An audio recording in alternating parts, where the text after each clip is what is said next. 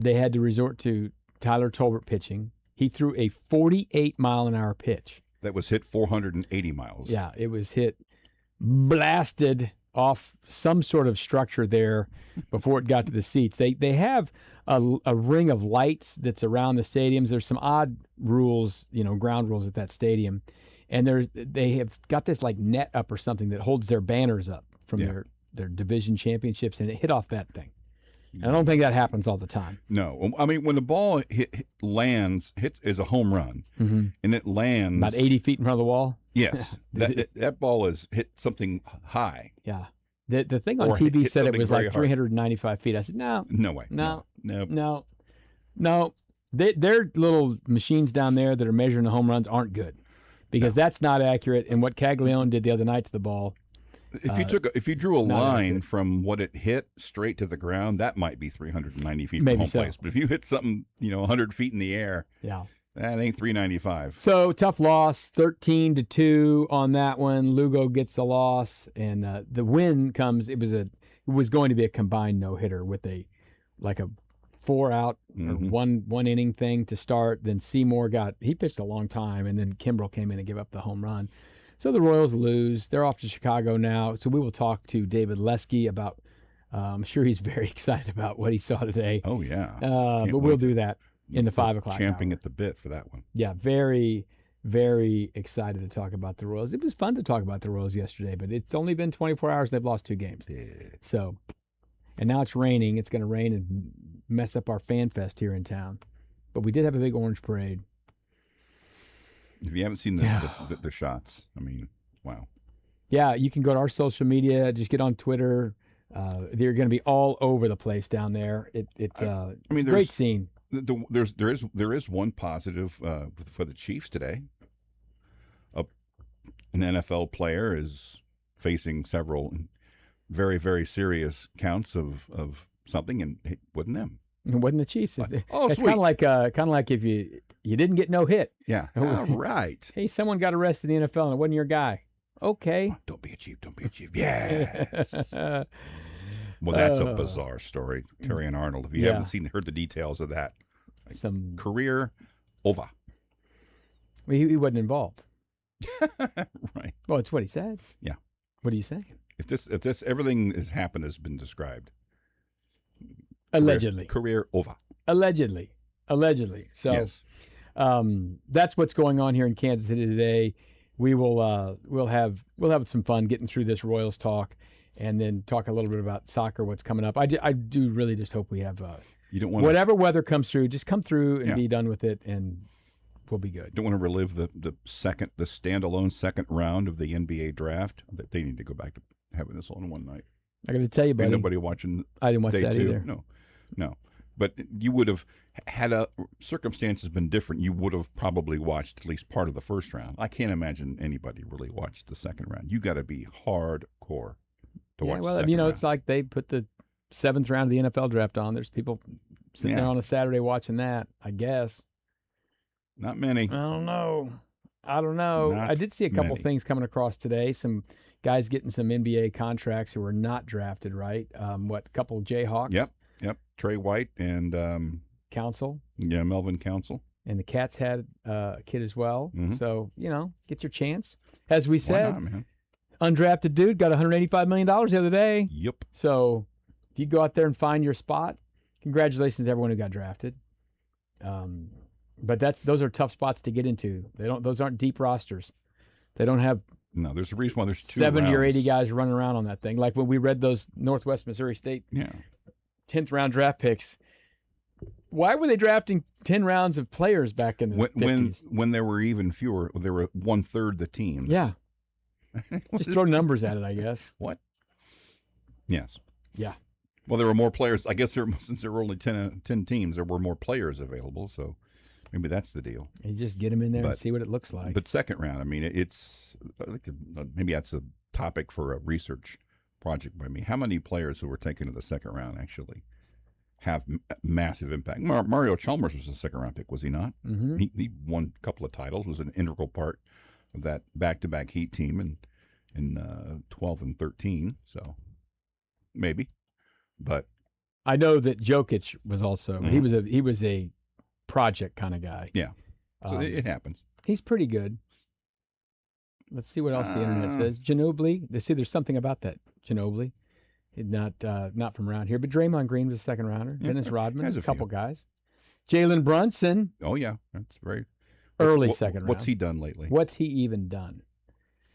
What's he even done? So there's a few, Do you but even? yeah, I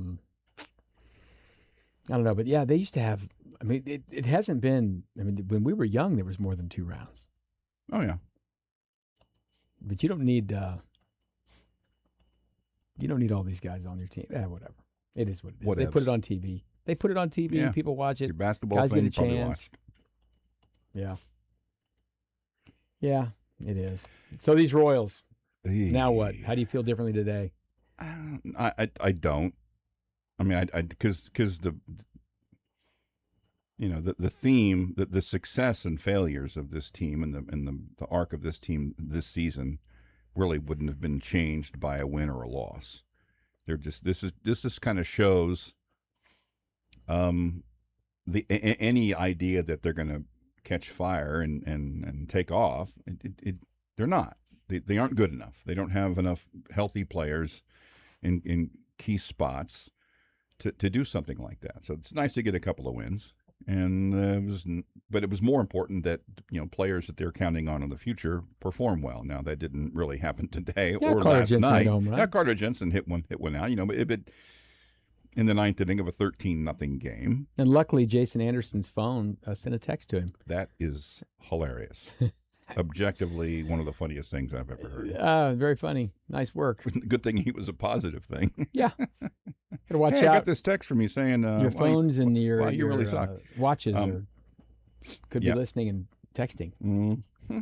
Yeah, listen, the Royals lost. It'd be Yeah. better to not lose like they lost today.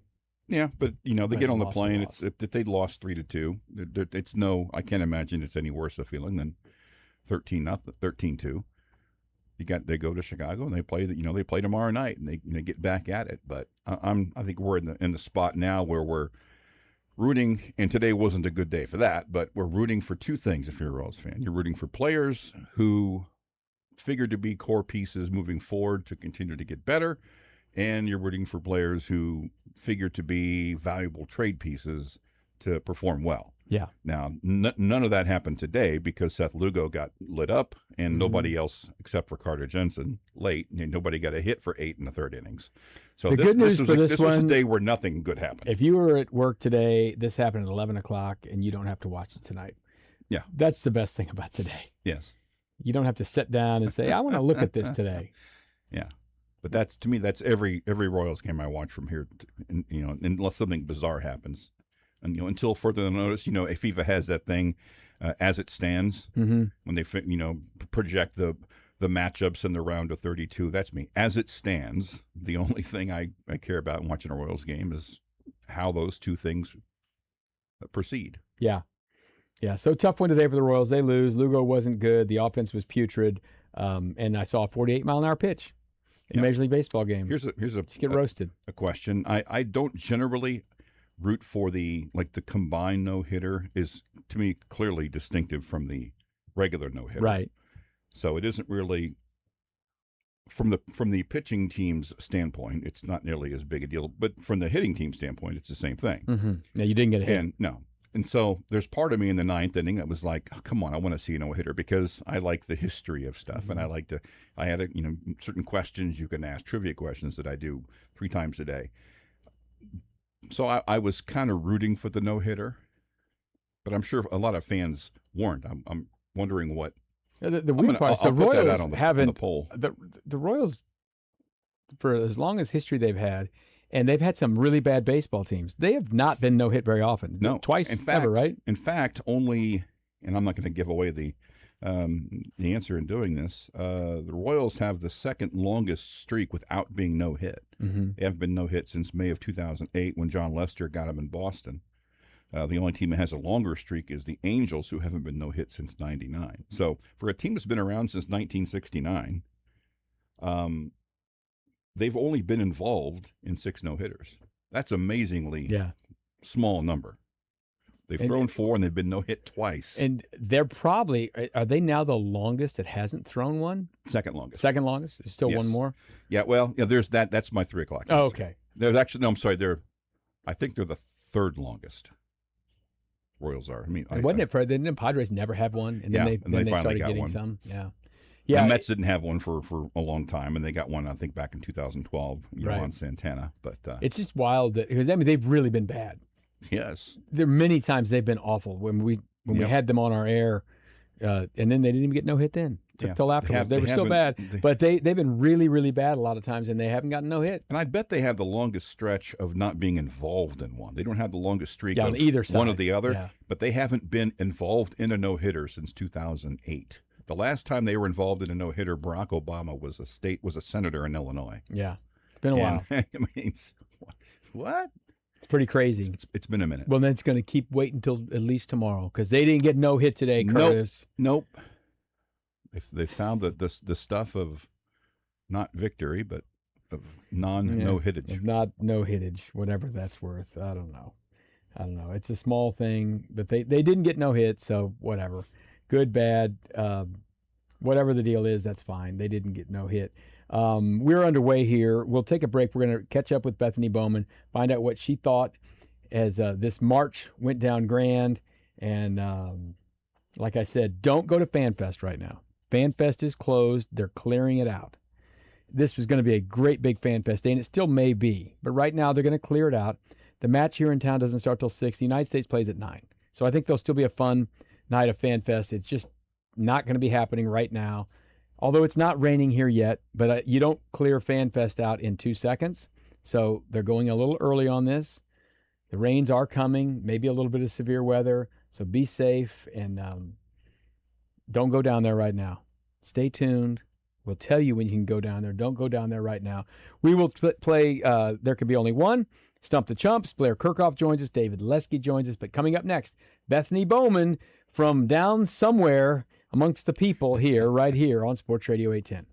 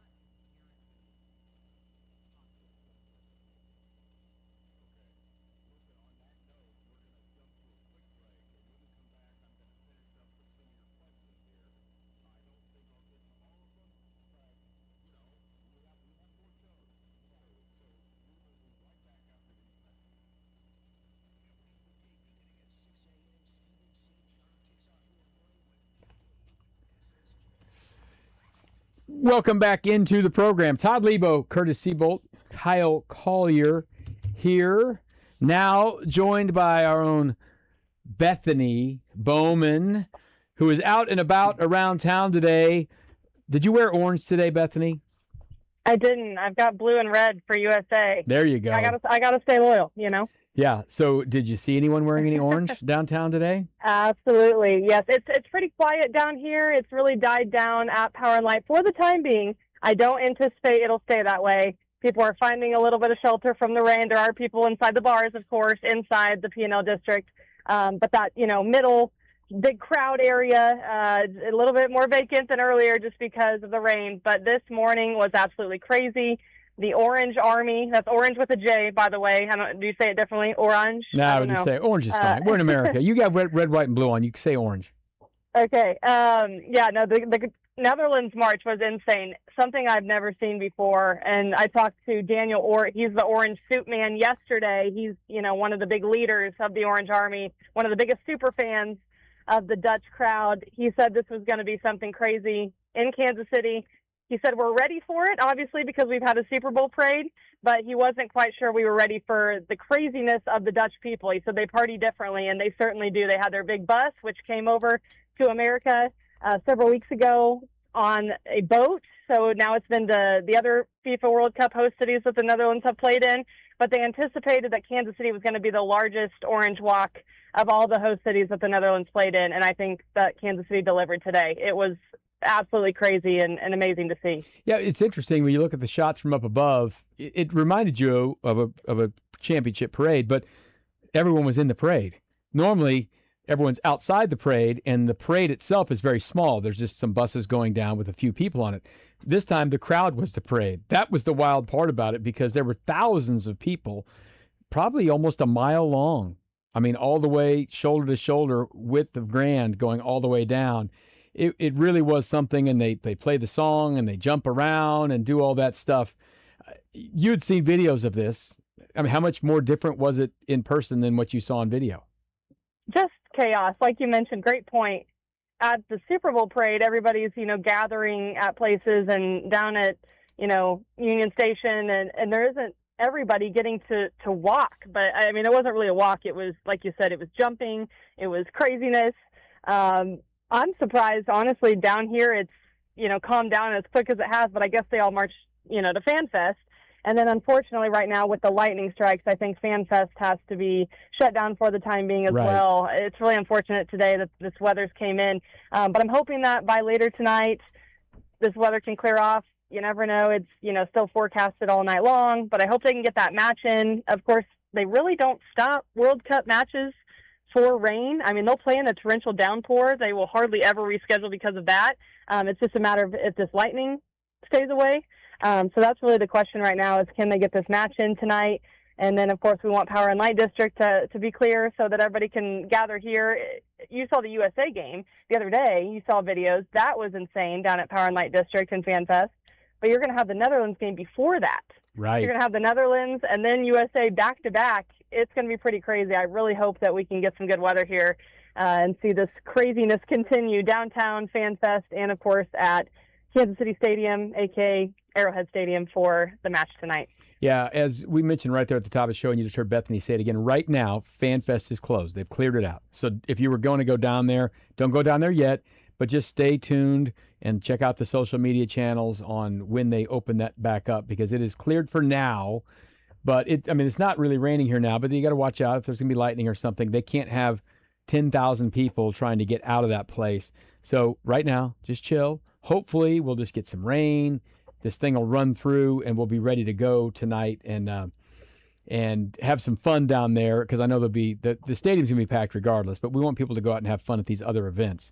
I'm going to be in my house tonight, so I'll be fine. I've been down to some of these things, so we'll see how it ends up going. Did you have a chance to chat with any of these good folks who were in this parade, Bethany?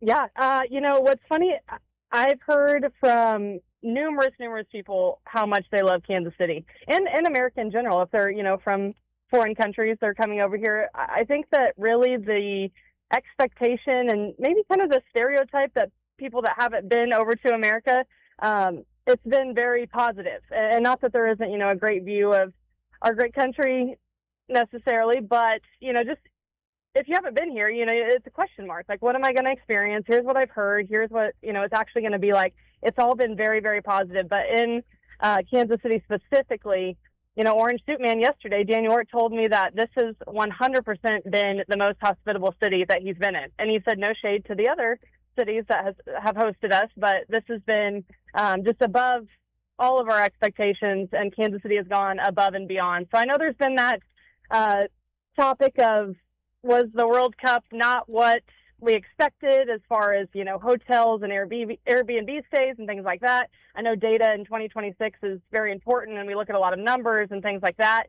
But I think today just showed overall, especially, not that the other days hadn't, but more so today with this Orange Army and the Orange March, that this was truly a big success in Kansas City. And it's not over. We still got, another big round coming up after these group stage matches, but I think it's been honestly above and beyond. And everybody that's been involved here in Kansas City has done what they have needed to be the best city, in my opinion, that could have hosted a World Cup. So kudos to Kansas City. I think everyone's done a great job, and it's been truly a great and memorable experience for everybody that's been over here.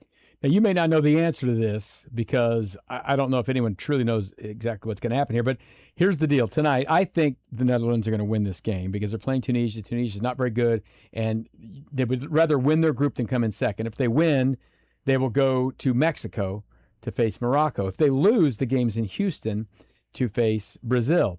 I saw a fan on television earlier today saying, "Yeah, we're taking the bus. We're all going down to Mexico." I'm like, are you? I mean, if you don't win, can they get this bus down to Mexico in time for a match that would be on June 29th?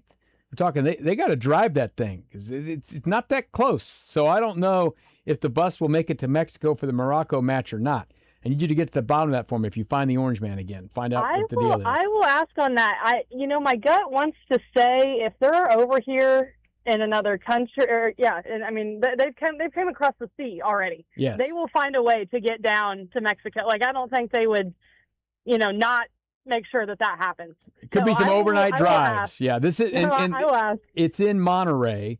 Okay, so that's not as far down as Mexico City. So I think it's very doable. It's not honestly that much further than just getting south of the border, really. So. Monterrey's that beautiful stadium. I know Sporting played there a few years ago. It's a really neat stadium. That's where the round of 32 match that if they win, they'll go to. And it only looks probably, I don't know, who's driving. Well, the bus is not that fast, but I'm looks. Sure they have people that trade off with the driving. I can imagine that inside that bus too when they're making the trips. Probably pretty crazy. Yeah, they're rotating. They're going through. I don't think there's a lot of sleeping. No, there's not. But yeah, it's a little further down. Luckily, it's not in Mexico City. Mexico City's much, much further down than the game in Monterrey. So hopefully they'll be there. I think they're going to win. And I think that's where they're going to be playing because they'll be there. Yeah. I'll ask Daniel for sure, but I think they'll get down there. Now, I don't know though. You're going to be down in the P&L all night tonight because the United States doesn't play till 9:00. What is going to be shaking down there? Yeah, so we've got a Sports Radio 810 WHB table set up inside McFadden's. That's going to be starting at 4 o'clock. So you can come inside, even if it's raining, come down, have a beer. They've got great food. I had some of their buffalo chicken dip yesterday. Amazing. Come see us. We've got our World Soccer Preview magazines still being handed out. I know that we've had, matches already being played, but there's a lot of great info in those magazines. Todd, you and I know. We were proofreading those things before they went out. And so that'll really, I feel like even if you're not, super big soccer fan, it breaks things down for you. And there's a lot of great stories. Nate Bucati, Stephen St. John have written stories about how Kansas City specifically has been such an instrumental part in the World Cup. And yeah, there's so many great things in there. So we got those. We'll hand them out. They're free. Like I said, come down, hang out, have a beer. And then I'm going to keep you guys updated on our social channels. I'll be taking videos, posting updates so that people can know, hey, it's cleared off. Let's get down to the P&L district. Or, maybe it's not cleared off, but people are still down there, and we're going to make a fun night out of it in the rain. I know that rain scares people off a little bit, but it can still be a really great time. So I'll just have some updates for everybody coming out shortly on our social channels. Yeah, if you can't, if they don't open FanFest, P&L will be open. People will be hanging out. So go on down there if you can't make it to FanFest. It's going to be a fun night. 6 o'clock scheduled start for the Netherlands and Tunisia inside Kansas City Stadium, Arrowhead Stadium. United States playing out west again, 9 o'clock against Turkey. And we will see how this final match for these two groups ends up, and then we'll know what's going on with who's next for the United States. Bethany, thank you so much for your time. Enjoy your day down there. Go find some orange people and have some beers, okay? Thank you. Will do. I'm going to try and stay dry. Okay, that's an order. Have a beer with the Dutch person. Good, get that done. What a scene. Yes. Fun stuff down there. And Yep. rain, go away. Come on, man. Give us this one day. Come on. Just give us this one day with some nice weather. Let it rain tomorrow. Yeah. Why? What? I mean, come on. Is it too much to ask? We've had pretty good luck on these game days. We had Sure. one day with the bad weather on that Sunday where they had to. It was a Saturday. It was a Saturday. That first Saturday they had to clear FanFest out because there was some really severe weather coming through. I don't think that's what we're going to get today. But come on, man. Come on. Come on. I mean, really. Really, let's not have this. All right, hey, we'll have some time here after the break to take a couple phone calls. If you'd like to tell me any experiences you had if you went down to the March, give us a call, 913-381-0810. If you'd like to talk about the Royals and about the hit, they got the hit, how neat that was. Or about anything. Do you think you could hit a 48 pitch out of a stadium? No. I don't think I could, but I think I could. Out of the infield. There Yeah. may have. I can reach the grass on that one.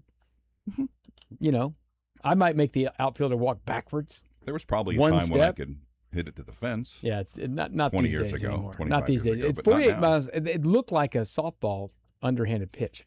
What's funny is we have a moment here. This is a fun story I'll tell, like on myself. Several years ago, I was heading to the park for a game, and I thought they had these things set up around on the apron off the first base side where you could, like a contest where you could throw. They had a pitch machine measuring the speed, and you got to throw 4 pitches, and then you would predict the speed on the 5th one, and if you nailed it, you got some prize. Yeah. So I thought I had a decent arm when I was younger. This has probably been 15 years ago at least. So I reared back and I threw with all my might, 50 miles an hour. Okay, I better ramp this up a little bit. Yeah. 48. Boom, 47. It's not getting better. Boom, 46. He goes, "What's the number?" I go, 45? 45. Yeah, nailed it. I walked away with some movie passes and a key ring for some product I can't even remember anymore. And if that wasn't bad enough, as I was walking away, a 12 or 13-year-old kid was up there. First pitch, 72. Yeah. Now, he must have been a good I'm athlete like, or something. I'm just going home. Yeah, your shoulder breaks it down pretty quick on that. 913-381-0810, 913-381-0810. We can talk about the Royals. We can talk about the NBA draft. We can talk about the World Cup. Whatever you'd like to talk about. 3 o'clock we've got There Can Be Only One. Blair Kirchhoff still will join us, as will David Lesky.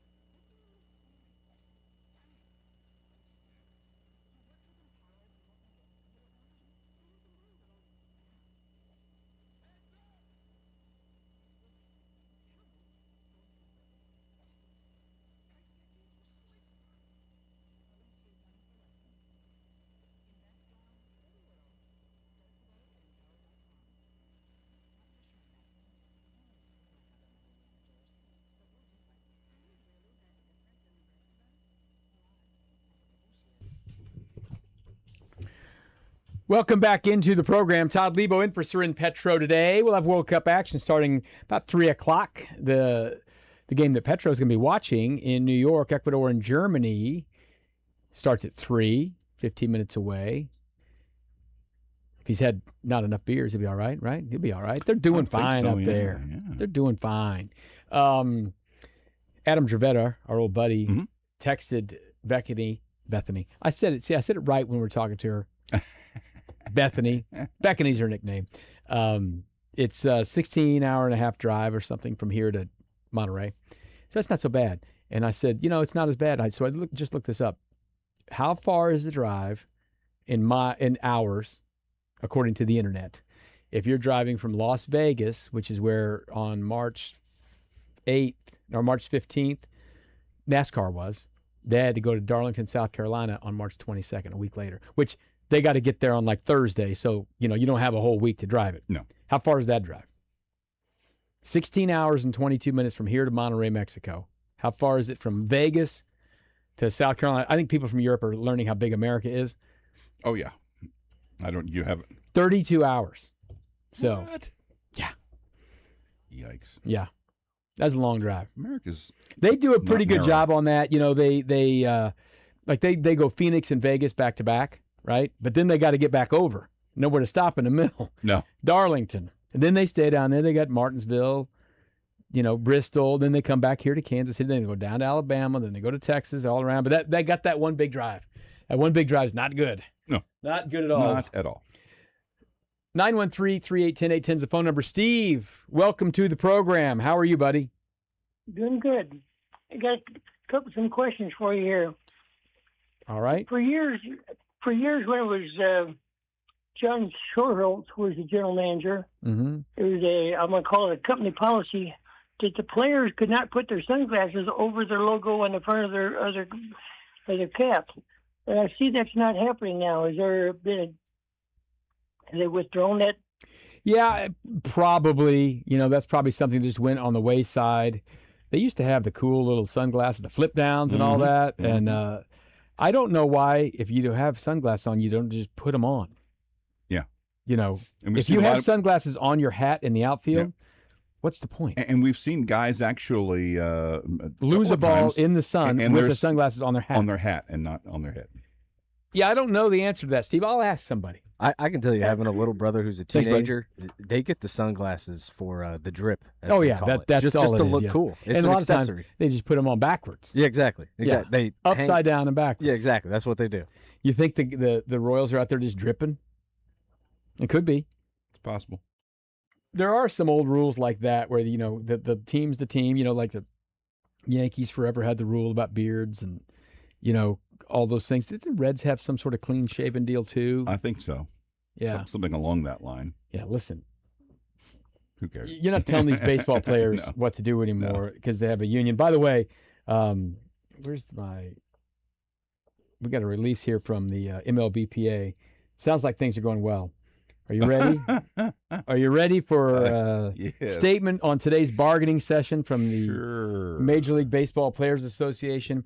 After making a series of proposals to reduce player compensation by billions of dollars, eliminate fundamental rights with a salary cap, and destroy the amateur entry process, Major League Baseball and team owners are now trying to attempt to distract from the impact of their plan would have on baseball. Their misleading offers are designed to look like improvements, but are of little or no value given the expressed condition, the agreement of the league cap system, which eliminates the free market and ensures gains for one player only.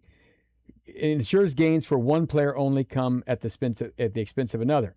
The league has also introduced a litany of additional restrictions on player rights, limiting salaries, contract length, performance, award, and signing bonuses. While MLB claims to be acting in the interest of their fans, their proposals thus far are entirely consistent with their long-held goals of suppressing players' salaries and maximizing club profits.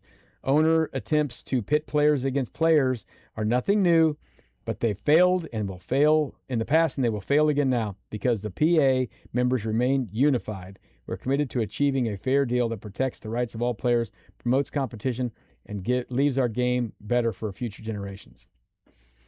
I will add. So I'm going to say future generations of players. That's what I'm going to add to that. Yeah. Not future generations of fans.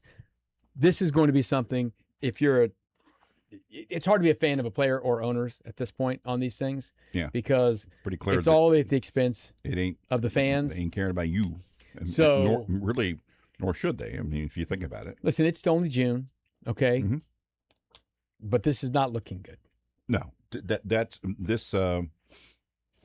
this dialogue here, this discourse is not like, oh, that make things look good. Yeah, they put the thing out Just like one about more a month thing ago, and just some wild stuff. We were talking about Dan with Dan Zamborski yesterday about like he went back and did a little work on what would happen if they just really you couldn't go out of the draft to high school to the draft. You had to play 2 years, and like where players would be, and it's kind of hard to figure out what they would be if they hadn't gone to college or hadn't come out of high school, whatever. But it's interesting where the money would be. And I think his point was that the owners are trying to not, the way the thing works now, let's say you make the major leagues at 23, 24, you're a 6-year person before your free agency. Now all of a sudden, when you get paid, you're like 30. And I say this all the time, the owners are the worst enemy. They don't have to give someone a 10-year deal at 30 years old. They choose to do that because they can't control themselves and they don't trust each other. Now, they have colluded before. So they need some sort of structure to help themselves from colluding. They need to bargain it. Right now, I think a lot of the things they say make a little bit of sense. I've said for years it'd be nice to have a firm-ish salary cap. It would be nice if they had a higher floor for players. If you take away the crazy ceiling and put a higher floor, that's better for more players. The union doesn't see it that way. No. The union sees it as they're trying to line their own pockets.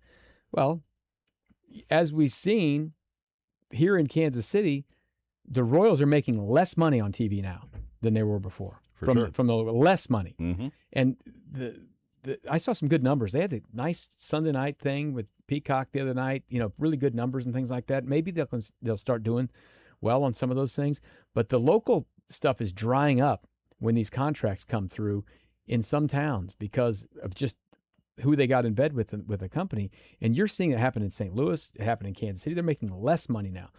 So I don't see how you can blanketly say they're lining their own pockets with stuff. But and they're making less money, and the product is not only is it expensive, but for fans, but I guess hand in hand.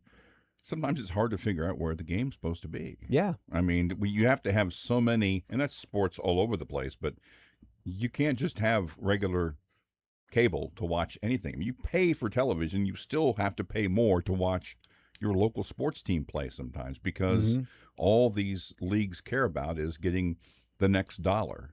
And I personally feel like if you don't have Spectrum here in town or Comcast, which have the Royals on them, I think it's a bargain. $99 for basically 150 games. Yeah. That's a pretty good deal. Okay, that's not that bad as far as things go because you pay whatever every month for Prime or Netflix or HBO, whatever, and you can watch all these movies. Do you watch them all? No, probably not. But paying basically less than $1 to watch a Royals game is a pretty good deal. Not bad. That's not that bad. And a half. And God, they had that one weekend where it was basically a half price sale. If you waited and took advantage of it then, and right now it's less than it was then, it's not so bad. Okay, it's not great because I'm not spending anyone else's money for them, but it's not so bad because listen, I told you guys a story. I paid $150 to park at the soccer game. I set my car down in a place for about 4 hours, and for $150, you can watch. I'm not saying you're going to get enjoyment.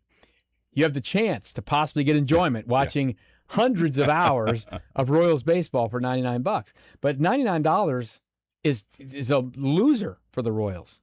For sure. You know how many people they have giving them that money? I got the math backward. That says $1.50. About 68 cents a game. Yeah, it's nothing. No. So that's not that bad, but it also is you got to pay it. Yes. And if you're doing that, listen, if you've totally cut the cord and you're not giving any money to YouTube TV or Direct TV or whatever, and you just want to watch the Royals, pretty cheap. Like my brother and sister-in-law, they don't have cable right now. They love the Royals, though. They pay that. They got the Royals. Now, when they pop up on FS1 or something, and they're not on, mostly those games are on Royals TV too. They might be out, but yeah, there are worse deals in the world than paying to watch the Royals play. Now, it wasn't very good today. No. Could have skipped that one.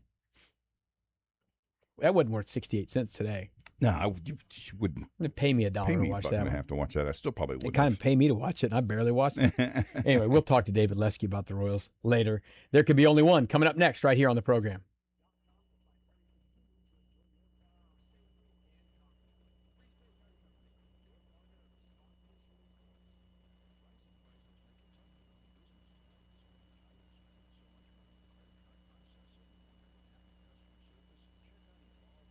All right, what team has the longest active streak of not throwing a no-hitter?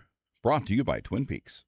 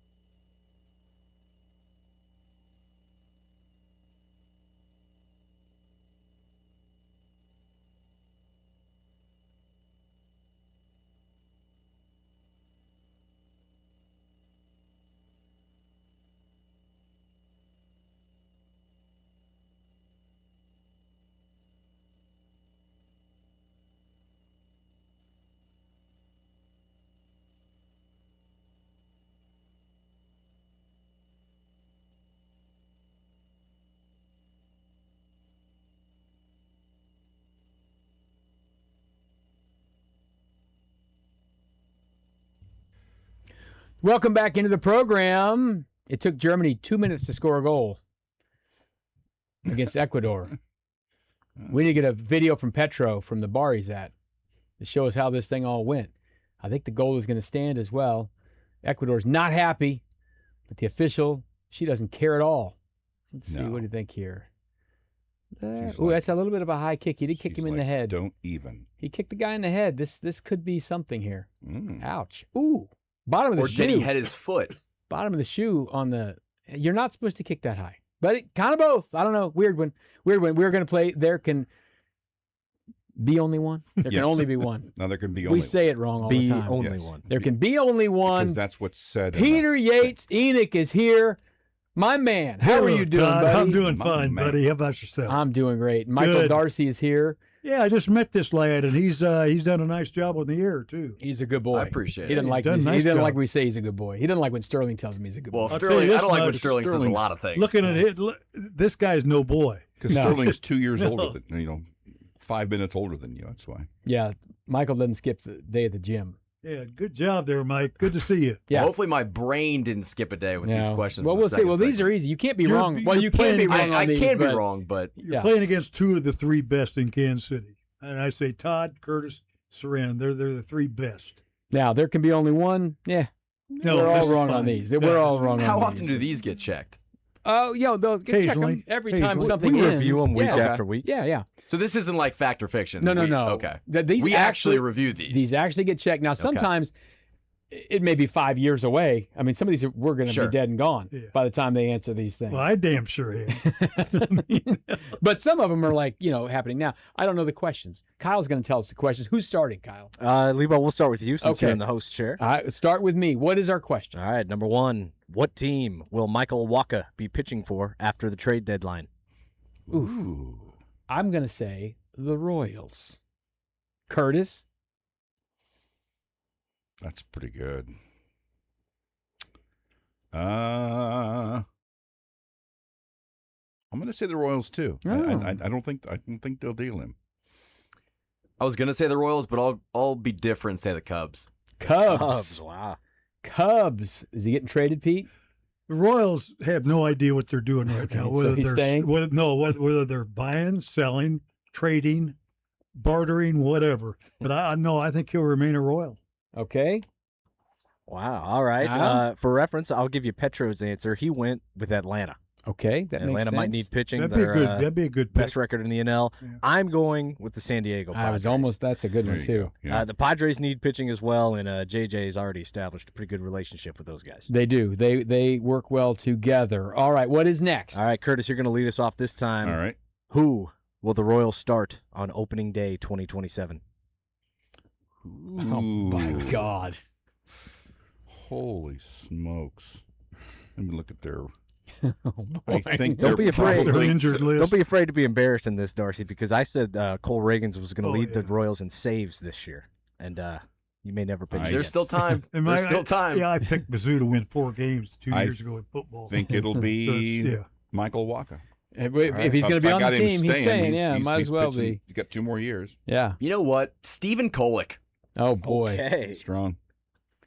Pete? Curtis, you're killing me. I'm going to take Waka too. I like the Marlboro man, but he seems to be sliding a little bit. Yeah.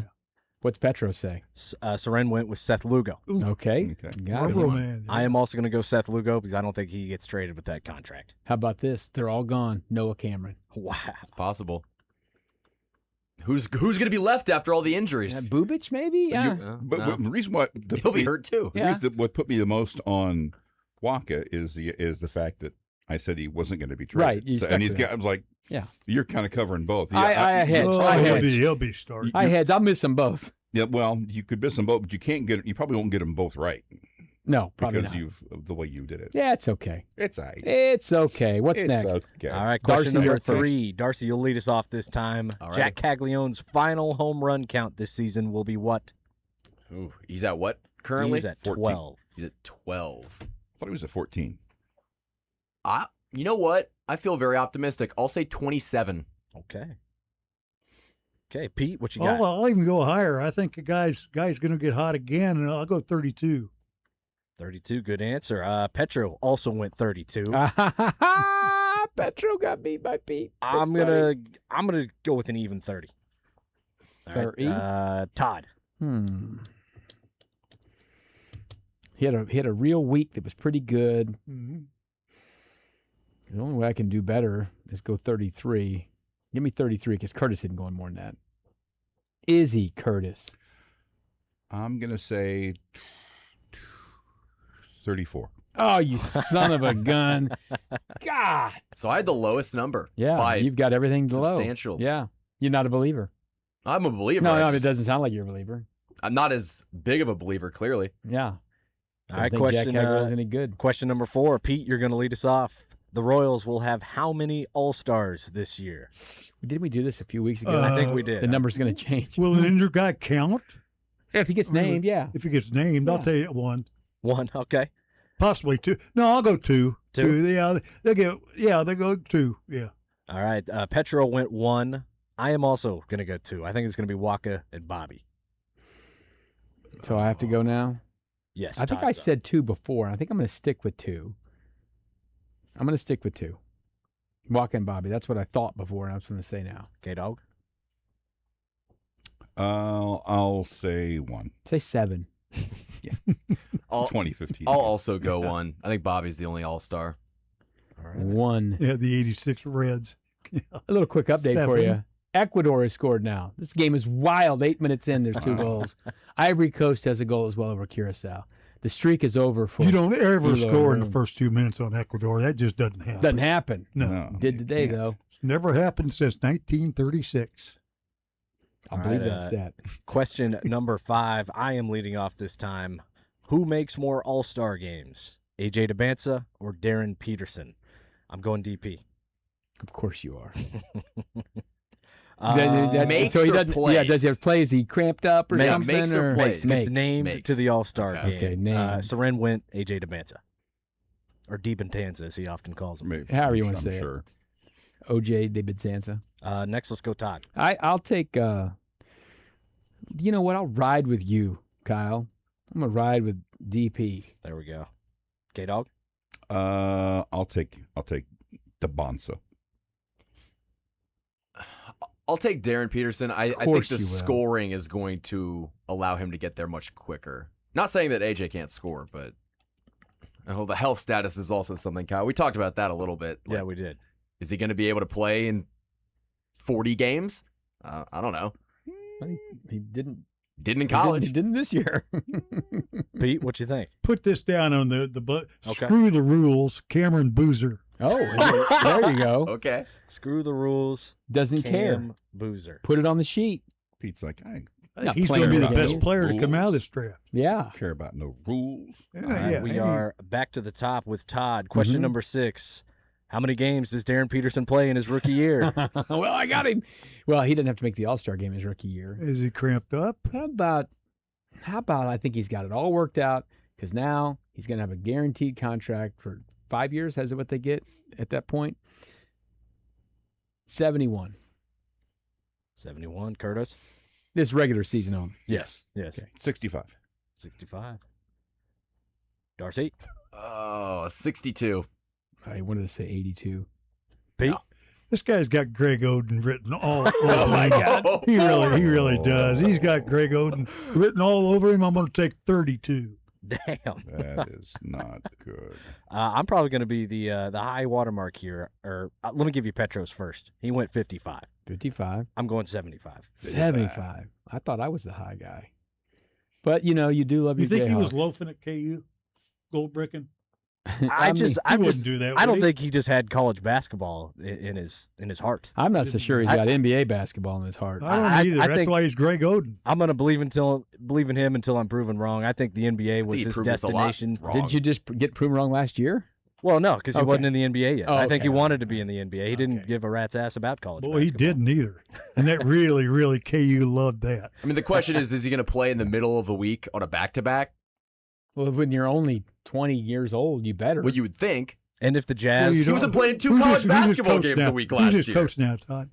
Is that Quinn Snyder up there? No, he's somewhere else. Who's the coach? Who is the coach? I don't He's know. going to tell that guy, I don't feel He good, went to coach. the Jazz, right? Who's the Jazz coach? They change all the time now. I have Yeah, they no really idea. do. Maybe it's Frank Leahy. Frank Leahy is Layden. not the coach Oh. anymore. It's not Well, Jerry I- Sloan Will either. Hardy. Oh, Bill Hardy. One of the Hardy boys. Yeah. There we go. Hardy brothers. Yeah, no, he's not. Oh, coach, I don't feel good tonight. Can I lay out? Oh, Well, that's yeah. how the league works. Well, the now. Coyote House isn't going to like that. But, okay, yeah, right. Kyle, All right, I think we're at Curtis, Curtis I think, now. yeah. All right, question number 7. How many receiving yards for Kenneth Walker this year? For reference, last year, 282. The year before that, 299. The year before that, 259. And then his rookie year, 165. So anywhere a little south of 300. I'm going to say a little bit more for this team. I'm going to say tree fitty, three. Wow. just to be able to say Fitty. tree fitty. Darcy? I'll say 302. I don't know if he's going to play in all You 17 have to say games. 302. 302. There you go. We'll do that. Pete? 282 hard-earned yards. All right. All right, Petro Said went 600. Didn't he? 421. Whoa. I'm gonna go 450. 450. 450. All right. Well, I'll go 351. Curtis. There you go. How about that? How about that? How about that? How about that? Catch about me that? outside. How All about right, that? our 8th and final. I believe we're at Darcy. Mm-hmm. Which running back finishes with the most all-purpose yards behind Kenneth Walker? Emmett Johnson. Emmett Johnson is your RB2. Give him 17 games. I think he'll do that. Pete? Here's a shocker. Emmett Johnson actually makes the team, which surprised me Well, you coming better. out of Nebraska, and he will be the second most yardage guy. All right, Emmett Johnson. Petro went Amari DiMercato. He said DeMarcado. I'm going DiMercato Really? as well. Have you even seen him play? No. DiMercato? Yeah. Yeah, in Arizona. He's got a Arizona very what? famous play in Arizona where he gets by the second line of the defense and then before scoring a touchdown just throws the ball behind him. It's not very smart. Was that in high school or? No, it was in the university? NFL. That's That in the was NFL, all and league. Oh, his okay. coach chewed his ass on the sideline. You want to go ahead and mark that? All-purpose yards. Yes, Todd, go ahead. Are we calling Brashard Smith a running back? Yes. I'll take sure. the wild card. I'll take the wild card. I'll do something Rashard different. Smith. Wow. Curtis? I'll take Johnson. Emmett Smith Johnson. A lot of Emmett Johnson fans. Yeah, on you the know, show. he hasn't shown anything yet to fail. So That's a good There you point. go. that's if you don't know if the surface has been scratched, you can just go with it. I've made a horrible pick with Brashard Smith. We saw him, Well, it wasn't. and he had a chance to do something at the end of the year and did nothing. So Yeah, but he comes back fired up. I don't know. If he was listed as a running back but played primarily as a receiver, That's what I was would trying his to- would his Well, that's what yards I'm trying to receiving yards count? I think I'm trying. That's my game. I'm trying to sneak in. I tell there. you this, I know this guy, and I know what kind of person he is. Who, me? No, Brashard Smith. I was trying to angle the system.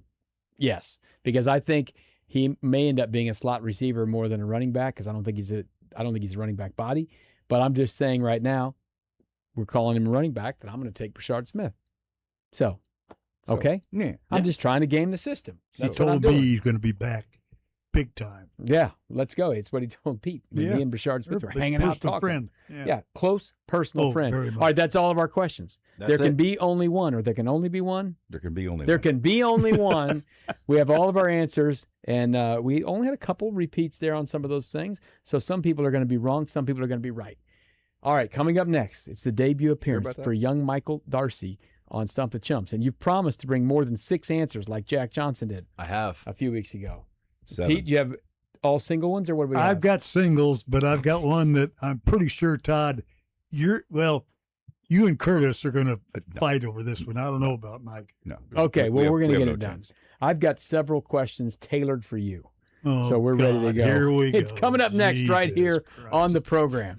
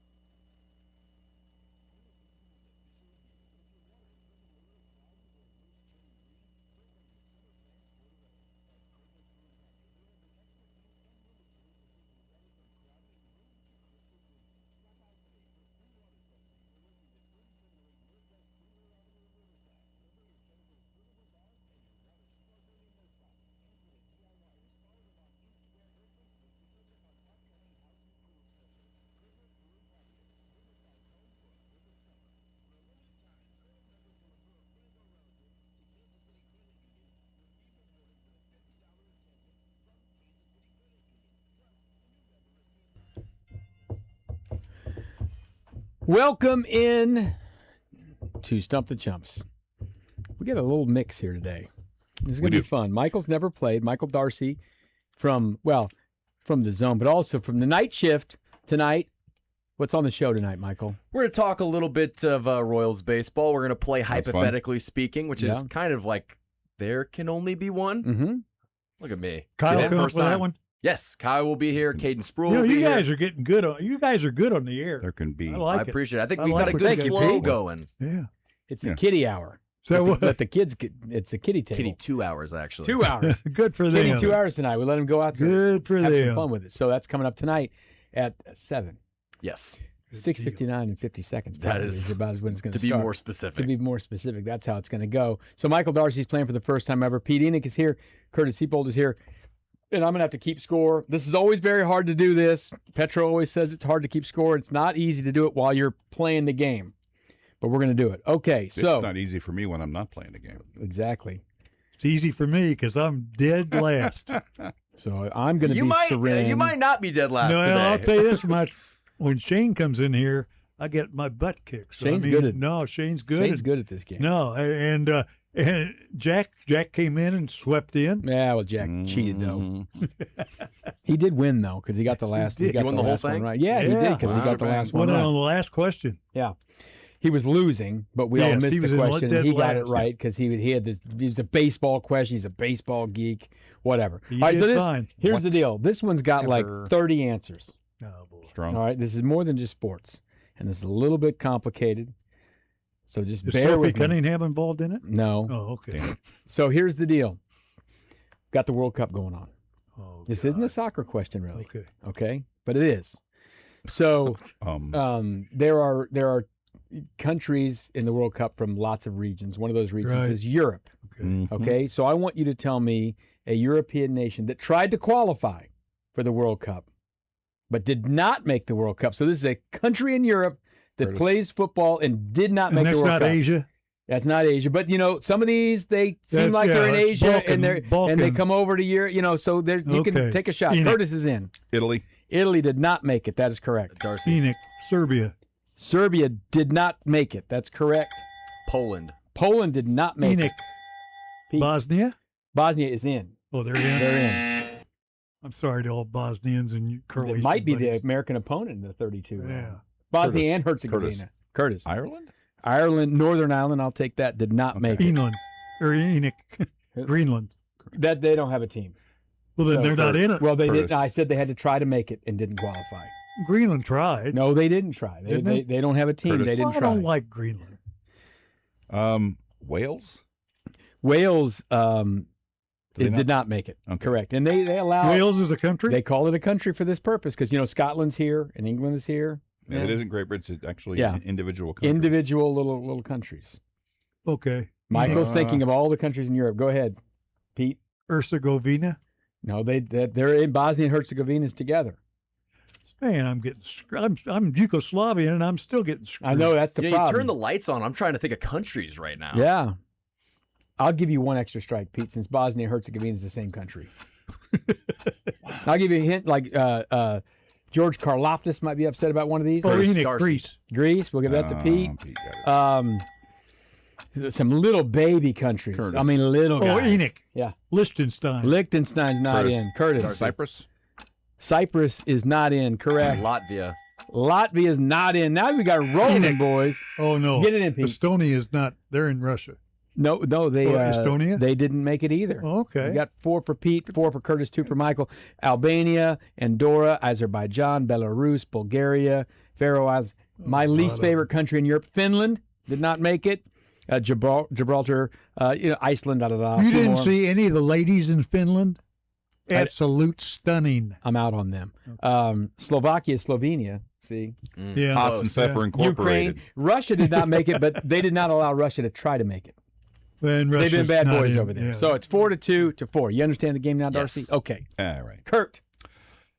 Well, the Royals were not no-hit today, but they were pretty close to being no-hit. 20 men have pitched for the Royals and also pitched in a no-hitter. Could have been 4 of them, but Yeah. Pete, Lebo. Steve Busby. Steve Busby, Todd, Enoch. Jim Colbert. Darcy. Jim Colburn, Pete, No.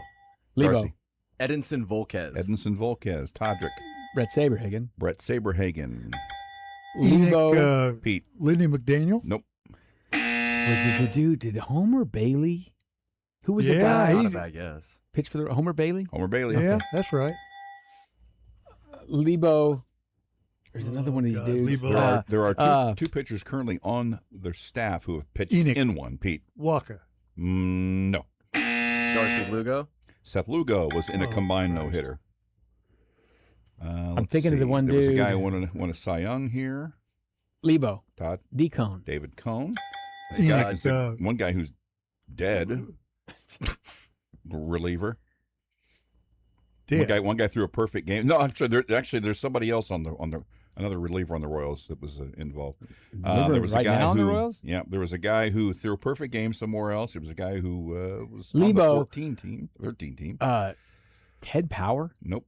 There's Lebo. Did Tim Belcher? Nope. I'm struck out. He came over in the 70s. There's a couple from the different guys. Darcy threw perfect games. DeGrinke. Nope. Giants. He moved from the Giants. Who was that guy? Yep. He His sucked. brother. He sucked when he was here. Yeah, he did. I can't remember his name. Darcy Alex Lang. Alex Lang Oh boy. was involved in a combine. Shot. See, the Dark. kid's making a. He's starting. making it. Nice work. All right.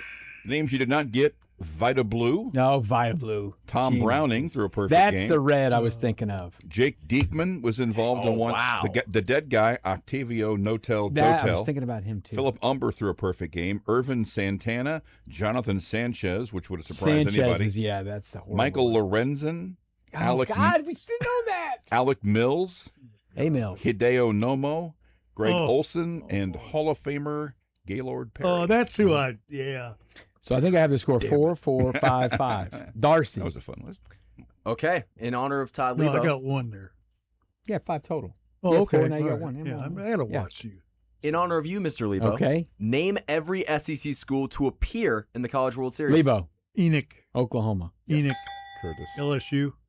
Yes. Lebo. Curtis. Florida. Yes. Enoch. Lebo. Oh, I mean, now it's Texas. Yes. Enoch. Ole Miss. Ole Miss. Lebo. Mississippi State. Mississippi State. Lebo. Nice. South Carolina. Enoch. Yep. Georgia. Got it. Lebo. Florida. Curtis. Florida was already mentioned. Oh, Buzzman. Lebo. Curtis is in. Vanderbilt. Yeah, dang it. Got it. Oh, good job. Lebo. A&M. A&M. They've been there. That's about it. There's only one that hasn't made Fired him off so fast. it. Mm. There are 3 that you have not got. Lebo. Kentucky. Got it. Oh, good job. Actually, there are 3 you didn't get. Actually, no, there's more. I can't read my list. Lebo. Auburn. That's Got it. Problematic. Lebo, did someone say Alabama? Nope. They were here You this just year. did. Yeah. Oh. There's only one team that hadn't made it. Do you know what that team is, Curtis? I do. Are we done? Or is there one more? There's 2 more. There's 2 more? So these like old back in the day Georgia Tech or something like that when they were in the league? or Tulane. no? No. I thought we've named them all. Holy smokes. Someone say Tennessee? No, we didn't say Tennessee. Got Tennessee. There's 1 more. Arkansas? Got it. Oh, that's right. Christ. All right, They're so I just got off and buzzer. running. I was just trying to Did you remember. get 2 of them there, Pete? Yeah. Okay. Or maybe I got you for 3. So who didn't make it, Curtis? I can't think of who it was. Is Missouri? Yeah. Technically, Missouri was They shown weren't, on yeah. the list. Yeah, but they were. They did. That was in the, Yeah. what, 50s, Yeah. 60s? It's a big 8. Might have been the big 7. No. Big 7. I was around for the Big 6. Yeah, you were. All right, Pete. Okay, this is the easiest one I'm going to give for a long time. Who am I? Enoch. I was the third leading scorer. Oh, damn. I was the third leading scorer on my NCAA championship basketball team, and I got drafted by the Chiefs. Who am I? Basketball player got drafted by the Chiefs. Mhm. Darcy. Tony Gonzalez? Nope. Not a bad guess. No, not bad at all. But he didn't win the national championship. Oh, I didn't Oh, hear the that. guy won a national The guy championship? won it. Oh, on a I just national heard- championship team. Okay. Yeah. Okay. Yeah, and he was their third So this leading is, scorer and 60s? drafted. I don't know. Third No, leading I- scorer yeah. is not some scrub. You're in the No, he wasn't a scrub, Lebo, but he was a scrub with the Chiefs. Morris Stroud. No. Good guess, though. Good guess. Morris Stroud was 6'9". What school? He didn't want to give us. My his God, hint. that's going to give it away. Stop it. We clearly aren't going to come anywhere close to this. You can just- Otherwise. Okay, should I give you the school? Yeah. Texas Tech. Yeah, that does not help me. One Oh, and a I'm half. sorry. No, Could be Texas no, Tech that won UTEP. national. I'm sorry. UTEP, Pardon me, okay. UTEP. I'm sorry. So Texas Tech won that. Yeah, Oh, Texas wow. Tech Lebo, didn't win. Big Daddy Latin. You got it. All right, let's go. Wow. His kid played for Oklahoma. Oh, that's right. Missed a free throw at Allen Fieldhouse. Could have broken That's that right. damn streak. Kadeem. See, I told you With you'd the get it. Kadeem Latin. He got drafted by the Chiefs? Yep. Wow. What round? No, that's back when they had a lot it of was, rounds. That was that 90th. was when they had like 720 rounds. Yeah. Not bad. Not bad. All right, at the turn, I got me for 13, Curtis for 6, Michael for 5, Pete for 8. Look at his face now. He's like, Well, I mean, I'm pretty good. I'm doing pretty good. All right. It's a lot for me, man. I'm going to stay away from the one. I'm going to turn the page over, Kyle, because I'm scared that Curtis might have a question similar to one of them. All right, the Royals just played Tampa, right? Oh God. I just want you to name me someone in the top 12 Tampa Rays history of wins by a pitcher. Curtis. Darcy. Curtis. Criminy. Can't name one pitcher. David Price. David Price is number 2 on that list. Chris Darcy? Archer. Chris Archer's number 3 on Darcy. that list. James Shields. Jimmy Shields is number 1 on that list. So you guys got the top 3 now. It's going to be Thanks, hard. Todd. Darcy. Tyler Glasnow. No. Strike him out. Curtis. Shane McClanahan. He's there. He's got 39. I took it down to there. There's a couple other Royals connections. At least one other Royals connection. Wow. Wins. Wins for the I Rays. can't name Wins for the one Rays. Ray pitcher. Not No one. idea. Hang on. Trade it's piece coming to more me. than once? It's coming to me. Darcy. This is not gonna be right. James Shields. Or, already said that. Wade Davis. That No, was the no, name no, of it. Rays. That's why I was asking. Wins That's as a good guess. starter or wins as a There's a reliever? guy- I Yes. believe one of these guys was the overall number 1 draft pick, I think, in the draft at one point. I think. Monday. Not There's bad. a left-hander, veteran There's left-hander. a pus-throwing left-hander. Yeah. and that's driving me crazy. I can't think of anything else because I'm trying to get Scott Kazmir. Scott Kazmir is up there. That's what it was.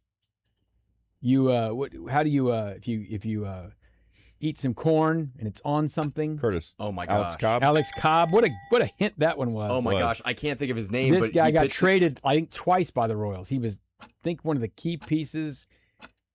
Traded. He was also away. They got a bunch of might have been traded to the Brewers in a trade. I think he was all around. What is his name? Who's the guy that got taken out of the World Series game? I'm blanking on his name. Is that Jake Gutierrez? No. No. That's the trade.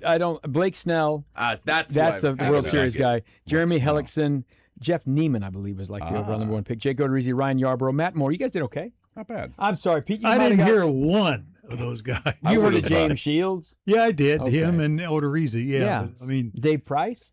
even my dentist. I would have went out and bought a hat and just to have eaten my hat if I hadn't gotten around to Scott Kazmir because Yeah, that was driving mad. me crazy. In your head. Buying a hat for number 1 is no reason Oh yeah, to do It's- anything. I'll find someone's got one of those rope hats and they're not using it for anything. You're an adult now, Curtis. That's true. True point.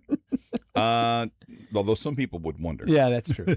All right, Kansas is too easy. So, in honor of the NBA draft, 23 players from Missouri and Kansas State have been first-round picks in the NBA draft. Lebo. Enoch. Todd, A guy like a DeMar Carroll. Amari Carroll, Darcy. Pete, Bob Boozer. Bob Boozer, Lebo. Darcy, Mike Beasley. Mike Beasley, yes, Todd, Steepo. Steve Yeah, Stepanovich, yeah. Was he a first round pick? yes, he was like top second or 10 third. pick. Second or All third. right. Lebo. Todd, Peeler.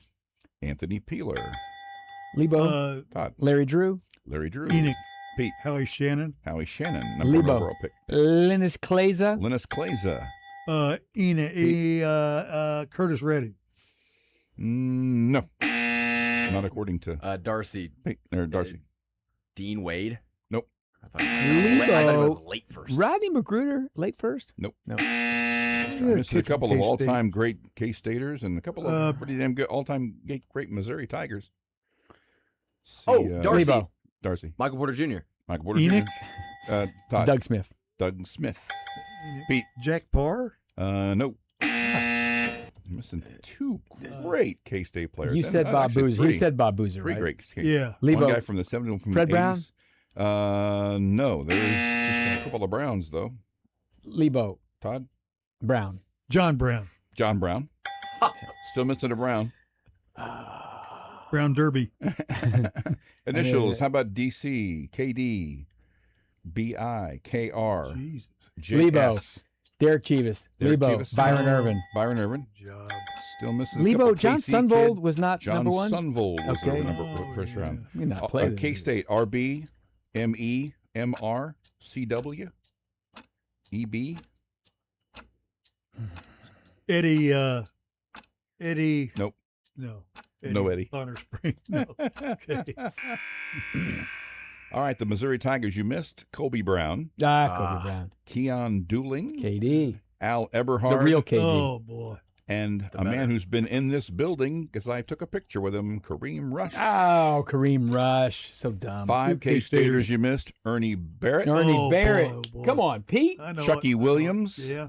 Rolando Rolando Blackman, Blackman. So Mike stupid. Evans, Mike Evans. and Mitch Richmond. So stupid. My God. Dumb. I knew when I was going. I did. I don't they're think gonna, I even want the case. they're going to hate themselves after the I think couple I of ones you did. missed. Maybe I did. Maybe you I don't didn't. know. I don't know. I don't know. Michael. So I was going to do Kansas first round picks in the NBA draft, but you know what? Let's make it a little bit more difficult. Okay. Name me Mhm. all the second round draft picks in Kansas basketball. Curtis. Lebo. Curtis. Mario Chalmers. Mario Chalmers is there. Curtis. I'm in, I Todd's think. in. Jacques Vaughn? Let me go. There's a lot of them. Enoch. Oh. Go ahead. Nope. you're Jock on. Vaughn was at the end of the first. Mark, the kid's from Denver. He's from Denver. Mark Randall. Randall. Curtis. Mark. Probably should have stuck with the first round picks. Yeah. I Yeah. do not see Mark He's Randall. not. He might have been a first rounder. Curtis. Darrell Arthur. Darrell Arthur was He was a first rounder, I Okay. think. not. Walt Wesley. Walt Wesley? KU. You really should write these down Yeah, I should have. for future reference. I do not We see have him, time. no. Curtis. Darnell Jackson. Someone on that team was. That might be him. Who's one of the Lebo? I don't see Darnell Jackson. Cole Wait, no, Aldrich? Darnell Jackson was. Cole Aldrich? Was he a first Enoch. rounder? I think Cole. I think he was first. I should not have switched up from what I had. No, you shouldn't have. That's okay. Leonard Gray. KU. No, I did not see him. Lebo, Jeff Withey. Jeff Withey was a second All round right. draft pick. I'm trying to think of some Th- other that you're dudes. kind of in the right. Yeah, ballpark. kind of. Lebo, Ryan Robertson get picked? Second round? He was a big kid from Or Utah. did he not get picked? I did Greg, not see him, no. Ostertag? Greg Ostertag. He That's might a have good been a one. first rounder. I've filtered it. I do not see man. Greg. Oh, Curtis. I'm done. Diedrich Lawson. No. Oh, he was, Lebo. took his old man game to the. Who's the guy? Who's the dude? Julian Wilson? No? Who? I Some, think one it's- of those guys. Julian Wright. No, who's the other? There was a Wilson. Julian Iscardi. I think I've missed them all. Jalen Wilson. Who's it? Curtis got it. There. How about Lawson? Which one? Diedrich. No. Dang it. I'm struck out. I said Diedrich Lawson. He Ah, said no. Devontae Graham. Devontae Graham, Frank Mason. Frank Mason. Check Diallo is one of them. Johnny Furphy, Kevin McCullough. Furphy. They played, so they're about like Michael Porter games played. Sheck Diallo. Actually, Carlton Bragg, someone like that. I don't think Carlton Bragg got drafted. I will say, excellent choice. A question choice. Not great If you execution. if you'd Not have great. come out and just had it right there, Well, that'd have been fantastic. and it's question. bad too because I Oh, it was was going to good. Yeah, it initially was a good do the question. first 10, like name all the top 10 Jayhawks, but Mhm. I was worried that would just That was a fly. good. That was a Yeah, good question that you had was- there, though. You had a good You idea. got the right spirit. Yeah. Just do it better. Terrible I approve. execution. Pete. Another Who Am I? Mm-hmm. I started a Super Bowl. I completed 4 of 15 passes. I had 4 interceptions and a 0 passing rate. Lebo. Kerry Collins? Nope. Curtis. Tony Eason. Nope. Curtis. Craig Morton. Got it. Jesus Christ, man. I didn't. Why did I Very good even job. come in? Against the Cowboys. Yeah, Okay. it was. You're right. All right, Good so job. I think Good we job. have. Here's Good the deal. job, Curtis. Super Bowls I've got are kind of my thing. 2,300. Curtis has 1,400. Michael has 900, and Pete's got 1,100. So here's the way this works now. You need to write down a wager. Oh, I know what I'm doing. Well, listen, don't just bet it all because you got to do a little math. If Unless Curtis you're me. and I miss, maybe you Scientist. get smart about your wager. You can win without getting it right. Okay, so you write your wager down. But not until we hear the top. The Yeah, you don't have to write it category. down. The category for our final question is what, Kyle? Your final category is no hitters. No hitters. No hitters since what? 1906. Just no Just hitters. no hitters. I guess that's General. 1906. No hitters. This is the I'm sorry, Royals. I'm Is this the looking- Royals I'm looking lineup? for or? one Okay, no-hitter. this is one Okay. particular thing. Okay, the category is no hitters. If you would like to win a prize, you need to send your question to Kyle at 810WHB.com. If we use it on the air, you're going to win. It's Big O Tires, right? Big O Tires. You get an oil change from Big O Tires. If we use your question on the air, it's going to be an awesome one. And like I always say, blind copy me on it so Kyle doesn't know, and I'll know all the questions. But no one has ever taken me up on that. We're going to play Final Chumps next here. Find out if Michael wagers smartly or not.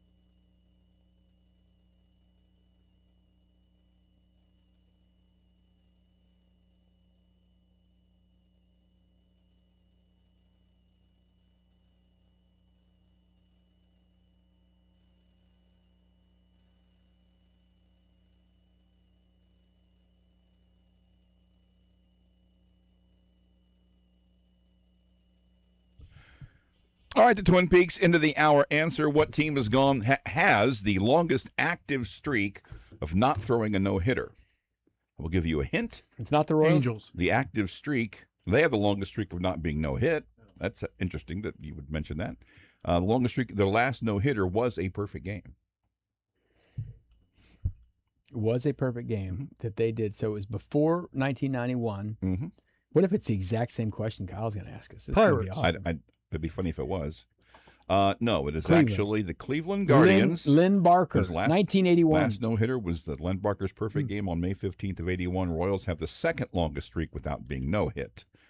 John Lester did it against the Royals in 2008. So, All right, it is time for final chumps. It's time. damn. So you'd write your little wager down? I did. Okay, or big wager. Could I be wrote your- my wager. Your down. wager down. on the Our catwalk. category, Kyle told us, is no hitters. And he says it's not the exact question that Curtis just asked, because that would have been great, because I'd have felt good about this. So would Score I. is 2,300 to You would have won. 1,400, 900 to 1,100. Pete, 1,100 is a good score. It's good for me. Yeah, Yeah, it's a good for score. me. So no Yeah. more grousing around about things. Well, That you guys are changed. still beating my ass. I So, don't, you're beating Michael, and you said you couldn't.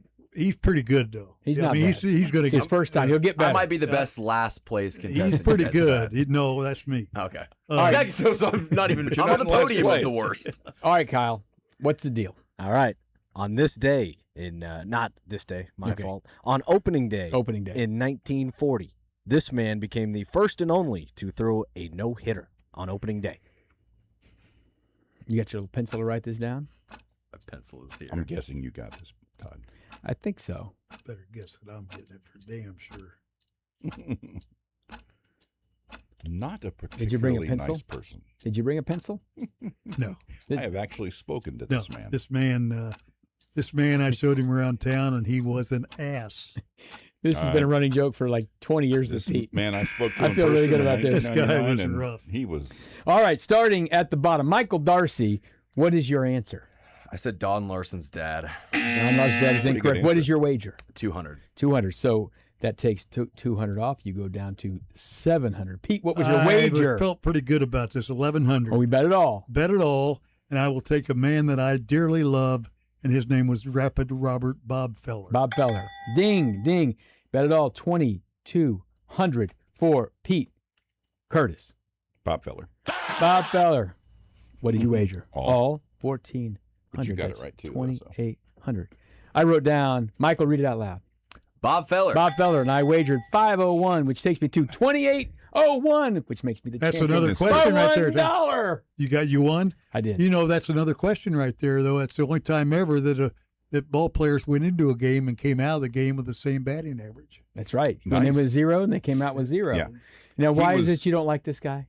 I'll tell you Because he why was I a don't like him. jackass. That's why. I'll tell you my personal experience in 1999 when George Brett's going into the Hall of Fame.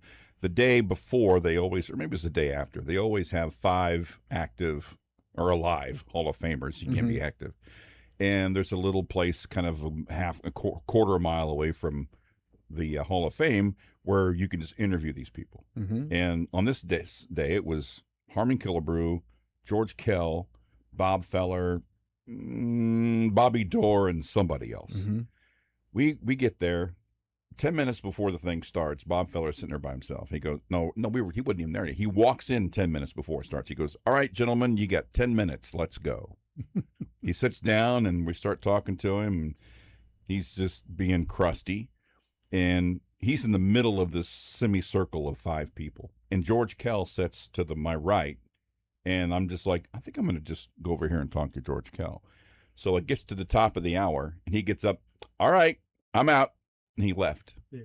It had started, and he was gone. Yeah. And as he left, I heard someone who worked at the Hall of Fame go, there goes Bob down to Main Street to sell the name. Oh, yeah, I was going to say, Feller sells more crap than Trump does. Because Danny always told me, oh, dude, Bob Feller's the biggest jerk of me. I'm like, Oh, he I'm like, just- how bad could he be? He was. And Danny was with me on the trip, and I said, all right, I'll never question your. No, he was just a jackass. Yeah. Well, he did throw a no-hitter on opening day. Yeah, he did. And I knew the he answer threw, to he it. threw So, like what 11 one-hitters? Yeah. The guy was tremendous, but Great he was a pitcher. jack.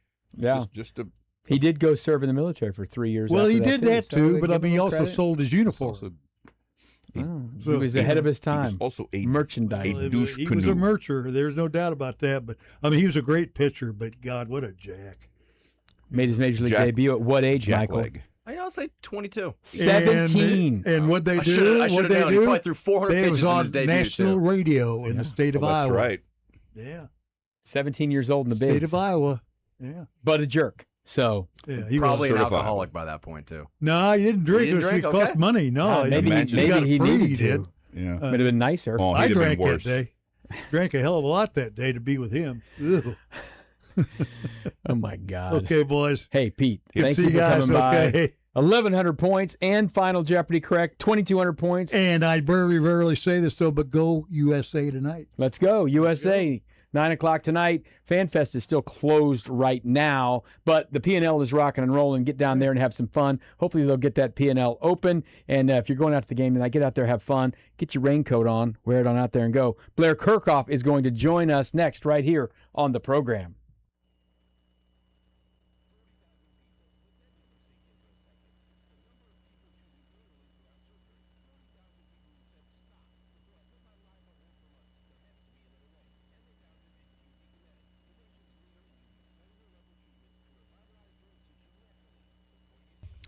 All right, who's the only player to get at least 30 career NFL starts at corner and retire with 0 interceptions? Brought to you by La Feta Delicatessen.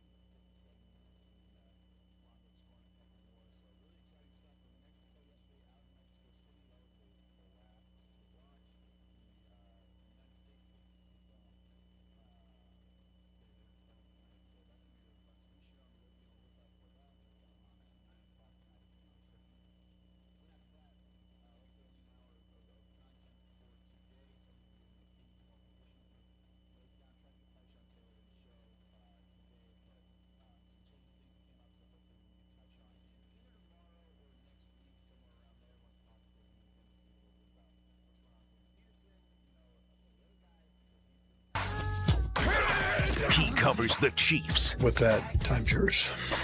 And you're in that place where you're in the playoffs. He covers the Royals. Blair, over there in the middle on the left. Salvador, just take us through your emotions. He covers college sports. But one great thing about the conference tournament, Blair, I think it gives teams hope. And every now and then, he likes a good laugh. Make 'em laugh, make 'em laugh. Don't you know everyone wants to laugh? He's Blair Kirchhoff of the Kansas City Star on the program. Welcome back into the program. I'm Todd Lebo, sitting in for Soren Petro again today. He will be back on Monday. Jack Johnson has the helm tomorrow. Curtis Seabolt, Kyle Collier alongside. And it's our great pleasure to talk to our good friend Blair Kirchhoff of the Kansas City Star, who, Blair, you've covered about everything. And this is your first World Cup experience the past couple of weeks covering these things.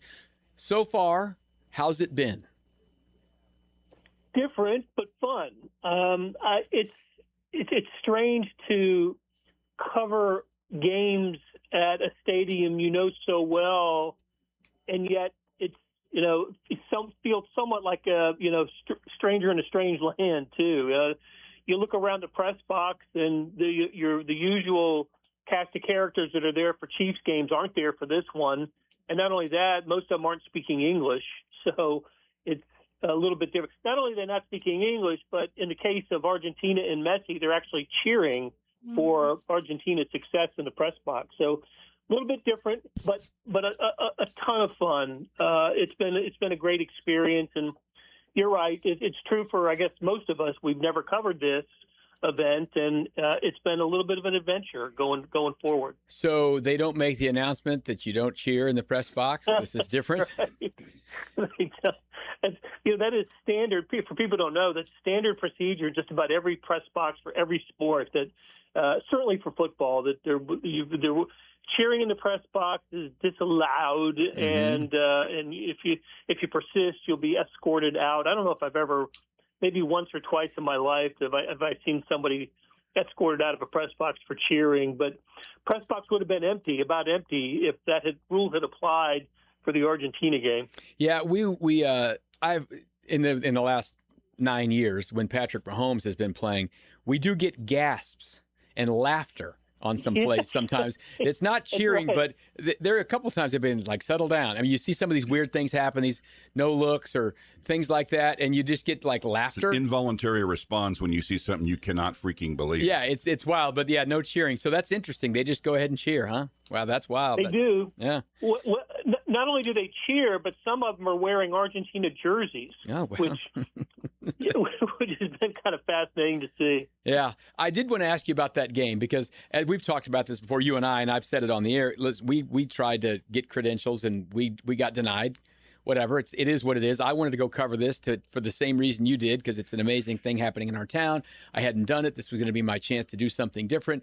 Got denied. We're a little old radio station, no big deal. But I was able to buy tickets back in October when the original presale went on. So I went to the game with Messi out there, and there was a lot of discussion. You went with Messi? Yeah, I was with it. Well, I was with about 60,000 people had his jersey on, so it felt like I was with Messi.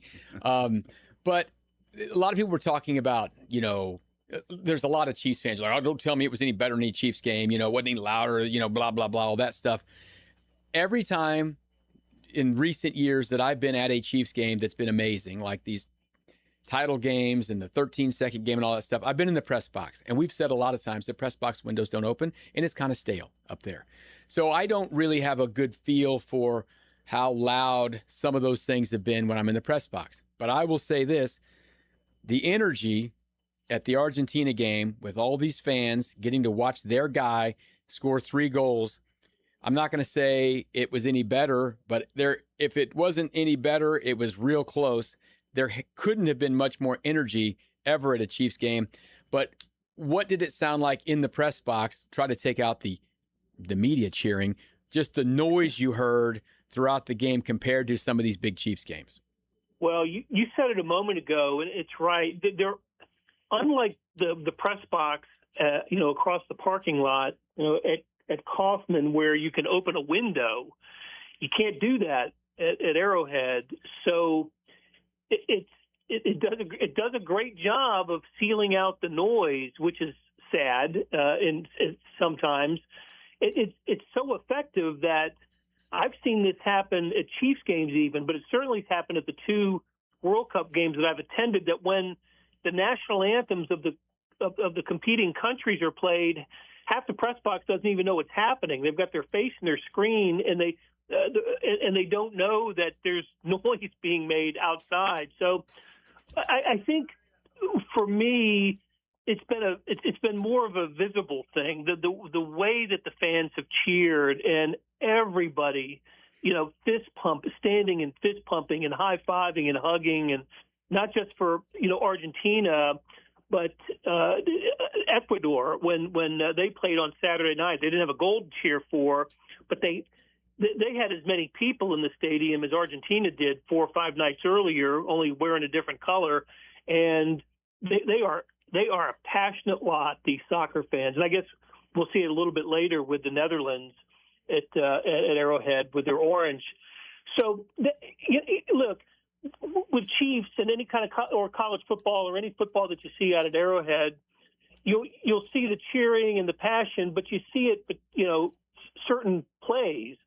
With the soccer, it seems to happen more often, and everybody participates. So I'm not saying one fan base is more passionate than the other. I think the Chiefs fans are some of the best that I've ever been around, ever seen. And I'd compare it to some college football fans that we're both familiar with.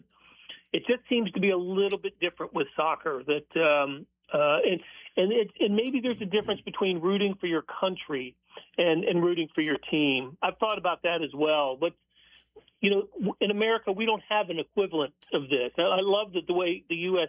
team is playing, the national team, but it hasn't been a decades-long following of American sports fans for the U.S. soccer team, the way Brazil or the Netherlands or England or France, Spain, those people have followed their teams. So it really is sports as a bonding agent. I think you see it as much in soccer at the World Cup as any sport. Which is why I think when Nate had that video about, this is different, and people just unloaded on him. What are you talking about? There's countless celebrations. He's like, I didn't say better. I said different, and it is different, yeah. And for the reasons you just described. If you can't, if you're so beholden to your red and gold, jerseys and jackets you have in the closet, you can't see that it's completely different animal. I can't help you. Yeah, and I'm right about this, right? I mean, I can't think of an equivalent for us. We love our teams, and look, around here, you're not just a fan of the Chiefs. You're probably a fan of the Royals, one of the colleges. You've got deep devotion for multiple teams. That look, I know these countries all have their pro leagues as well. I don't know if people feel that maybe outside the English. Maybe I'm speaking out of school here, and I think that Americans have such a strong feeling and association with the professional and college teams that they pull for. I'm not sure there's equivalent throughout the world when it comes to that. We just don't have the feeling of the nationalistic feeling for a national team, except every 4 years maybe when we play Olympic basketball. Right. And that's the only thing really I can think about where we cheer as a country for a national team. But basketball is, not the national pastime like it is in a lot of these countries. I mean, right. That's right. This country is incredibly nationalistic and patriotic, but they love football primarily. And to secondary, the sport that has the second longest following, or has the longest following, is baseball. And the other side is, here's what America likes too. Yeah, they like to win. They like to win. And the United States men's national team has not won. But if there were, to Blair's point, if there was an Olympic football team, that would be the equivalence. But there isn't. Yeah, one. There's not. The one team, the closest we get is the men's basketball team, and that does not It's not the same. It isn't the same. It's not the same. And this event has been going on for 100 years, right? And a lot of these countries have been in it almost every single time. And it has gotten bigger. There's no question. We had this here in 1994, and the field is twice as big now. So it's the biggest World Cup ever in the biggest stadiums and all of that stuff. And it spreads from, Vancouver to Mexico City, across to Toronto, down to LA, down to Miami. I mean, this is a lot. So it is. I'm so far very happy with what we've seen, and I'm happy that Kansas City got this. And I think we've shown out really, really well. The flip side, though, I've been reading some stories. There's one in the Wall Street Journal. It's actually pretty entertaining about the final game of that sort, which is Algeria and Austria on Saturday, and it's a weird dynamic where they're both going to advance to the round of 32, but the winner actually gets the worst draw. The winner of that group plays Spain. Mm-hmm. The loser plays Switzerland. So you may have a game in which neither team really wants to win. Yeah, there was I guess an event way back where they actually it was so bad they named it after the city where it happened, the disgrace of Gijon. Yeah, and there's an article in the Wall Street Journal that said, is it possible we're going to have the disgrace of Kansas City? Now, somebody posted that, and everyone thought it was a shot at KC because we are very territorial. Yeah. It's about the game itself. Yeah. So to have something so big, 3 games of immense proportion, and then have a game on Saturday where it's like, And it still may change a little bit because there's some things that happen. That's what it's looking like it's going to be. But here's the deal. When the guys get out there and start playing, you don't know how it's going to go. This has happened for years. When they first devised this 48 team thing, they were going to do 16 groups of 3, and then they figured out that was not going to work. And then they've got this way, and I think we're going to have some round of 32 games that aren't very good because you're getting 8 third place teams to get through, but there'll be eyeballs on them, and it's going to be what it's going to be. So I don't know what's going to happen Saturday. Let's talk about tonight first. You saw the parade, the walk, the march of the Orange Army roll through. This is a crazy group here. I mean, these guys love their team, and they've never won the World Cup. I mean, but they love them. The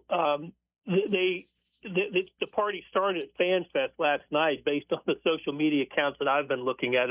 Apparently, between the Dutch and the Mexican fans who were there cheering, watching their team on the big screen win their game over Czechia, they had quite the party at FanFest. And the same thing happened today as they walked down Grand from Power and Light to the FanFest. It was quite the scene, quite the orange burst of color. So the Netherlands, probably next of the teams that played group stage games in Kansas City, next to Argentina, the best team playing in Kansas City, ranked in the top 10. I think they're number 8. And after tying Japan, in the first game, came up with a really convincing win over a decent Sweden team. And now they're playing a Tunisia team tonight that may be the worst team so far in the group in the 48 team field. They've lost by a combined score of 9-1, and they're eliminated, Tunisia. So they're not playing for anything. It makes me as this World Cup has unfolded, I think of American sports equivalents to what we're seeing with the World Cup, and this is not quite like the Chiefs clinching a playoff position. Before week 18, do they rest starters because Netherlands is still playing for position? They're not in their group. They're tied for first. But for Tunisia, what do you do if you're them? Are you out trying to bust a gut to win, even though you can't advance? What's their motivation for showing up tonight and playing pride, well? Pride. Yeah. Yes. Pride. One of the Tunisian things, pride. Yeah. It's legendary around here. I have a T-shirt that has on the front Tunisian pride. What's amazing about this, and it's not surprising because that's just what the people in this city do. It's how the locals have kind of like, oh, that's a party. I'm going to be in that party. Yeah. And I was actually this morning coming into work. I stopped off the Quick Trip, and there were two young women. They're probably in their 20s. And they were getting their drinks and their stuff for the day, and they both had Netherlands stuff on. And they had NED like painted on their cheeks, and you could tell they were talking. They're probably not, going they're not down to the from parade. there. They're doing They probably grew up in Johnson County, or whatever. And they're like, we're going down to the party. Yeah. They were so excited. I that's part of that is the way that people are in this city.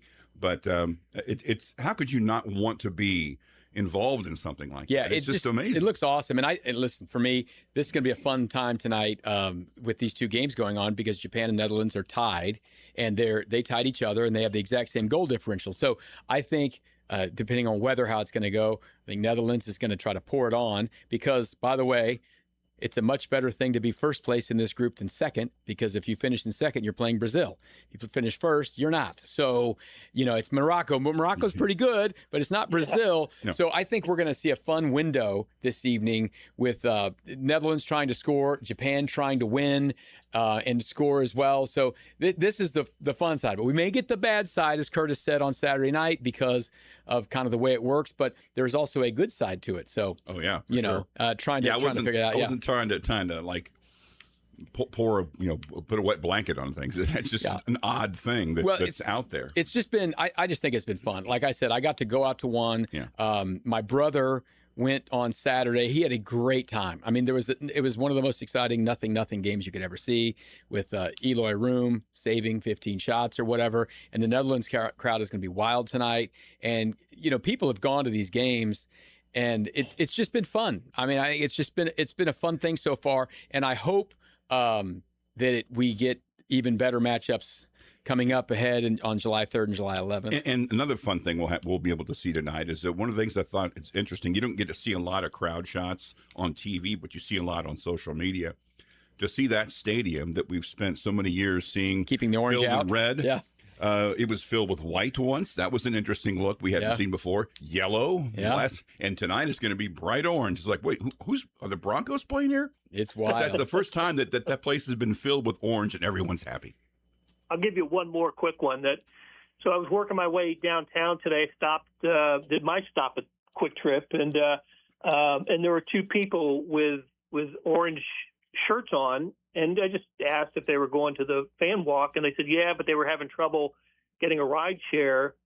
So I gave them a lift downtown, and they were from Mississippi, and just said this was the cheapest place of the three places where the Dutch were playing. It was the most inexpensive to get to and access for tickets, and have been here for a couple of days and just had nothing but good things to say about their experience in Kansas City and the way the city has treated them, treated the fans. They were so impressed with Fan Fest yesterday. So look, there have been issues, right? The traffic going out to, you've heard it. If you didn't experience, you've heard about the traffic issues on Tuesday and ticket prices and FIFA's greediness throughout the whole thing. All of that's true. All of that's part of the story. But when you're in it, and it's and we're in it for another couple of weeks, I think the feeling has been nothing but good vibes for the most part. We've heard just in the first few weeks a lot of those individual stories about interactions.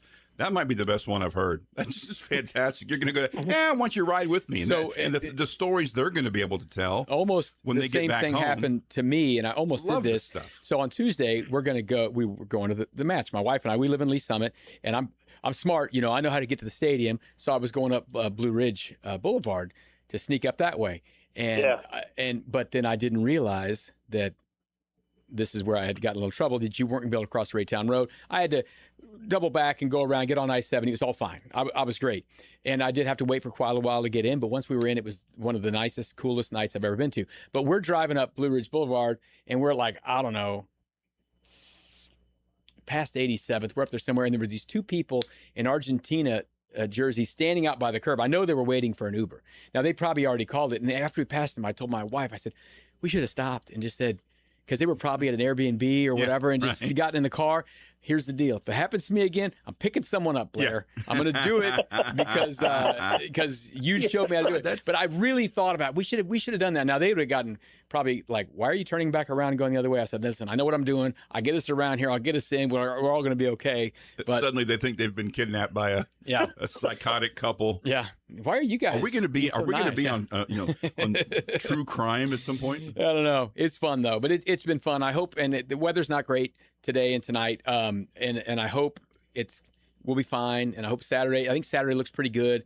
We're going to probably have some hot days on July 3rd or July 11th, which is fine. Maybe they will earn their hydration breaks at that point. But so far, so good. I'm happy about it. Blair, let's take a quick break. We'll come back, switch subjects a little bit, talk some football. It's Blair Kirchhoff from the Kansas City Star here on his typical spot on Thursday on the program on Sports Radio 810. The program with Soren Petro. I'm not that bright. I get it done at work, but it's kind of a simple gig. Weekdays from 2 to 6 on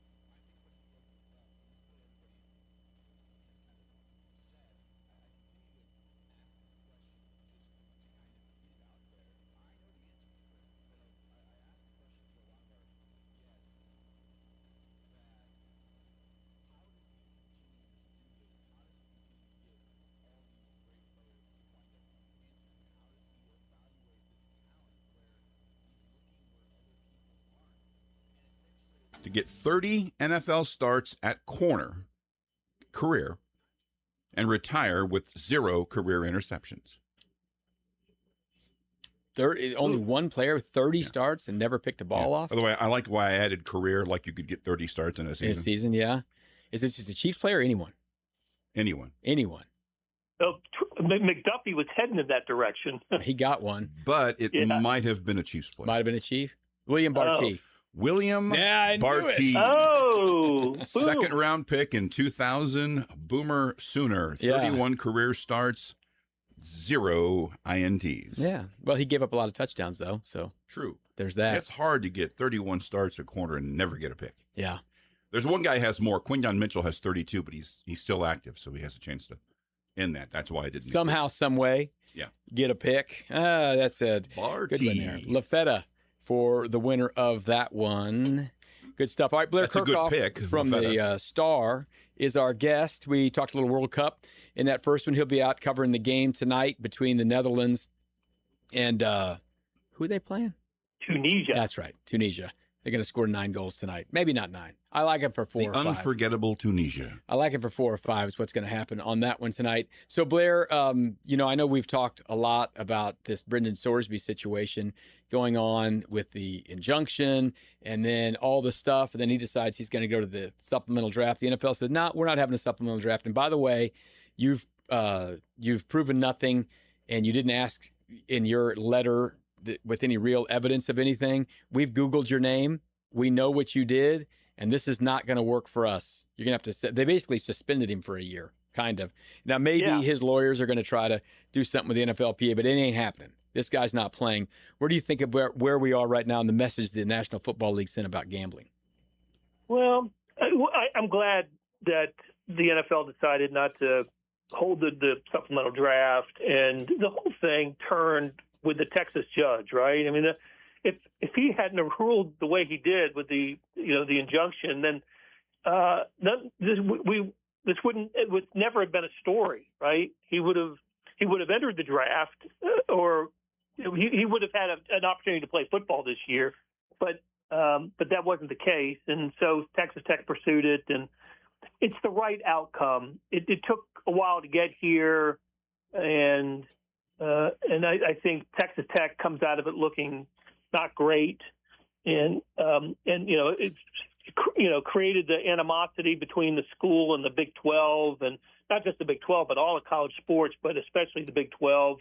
You had state attorneys general fighting each other, with this. Just a bad look all around, and so. It's kind of it's ended the way it should end. And look, I hope Brandon Sorsby gets the help and care that he needs to fight this problem that he has. But he violated the most basic tenet of sports. You absolutely can't bet. You can't bet on your team. You can't do what you did. What good's a rule book if he would have been allowed to play? So it ended the way it needed to end, and so we will not have Brendan Sorsby to cheer or boo this year. Like Nixon, you won't have Sorsby to kick around anymore. That's right. I asked this question. We discussed this point yesterday with Grundy, but we were up against the clock. From the minute this thing came to light, Sorsby and his team seemed to have only one objective: to minimize what he had done and to get him back onto the field so he could make money. I would think that he would be in a much better position today, looking forward, if he had shown contrition and said, this was a serious thing. I shouldn't have done it. I'm willing to do this, to whatever it takes. He's going to lose out probably on more money in the long run, or standing in the long run, than he would have if he'd have been able to play this year. He and his team have horribly botched this situation, have they not? I agree with that. I think if he had thrown himself on the mercy of public opinion, apologized, and admitted to the problem, tearful press conference, all that, I think a lot of people would have felt differently about this. Maybe not everybody, but a lot of people would have felt differently. But that that's not the case. Battled it and never said much about it, and I don't think Tech.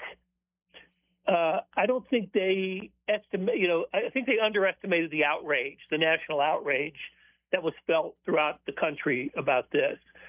We never see power conferences, Power 2, Power 4. We never see alliances. With these conferences, this was unanimous. Everybody was angry with Tech on this, and questioned their integrity. You had schools that were going to basically ban them from their schedules. Right? They're just not schedule Texas Tech because of this. Made me wonder what would have happened if a Georgia or a Nebraska got aligned against Tech in a bowl game or a college football playoff game. Would they have been able to? What would have happened in that scenario if Sorsby had been allowed to play? So, and the thing is, Sorsby was ticketed to be Tech's starting quarterback this year. I don't know who that guy's going to be now, but Tech is still considered the favorite in the Big 12 to repeat.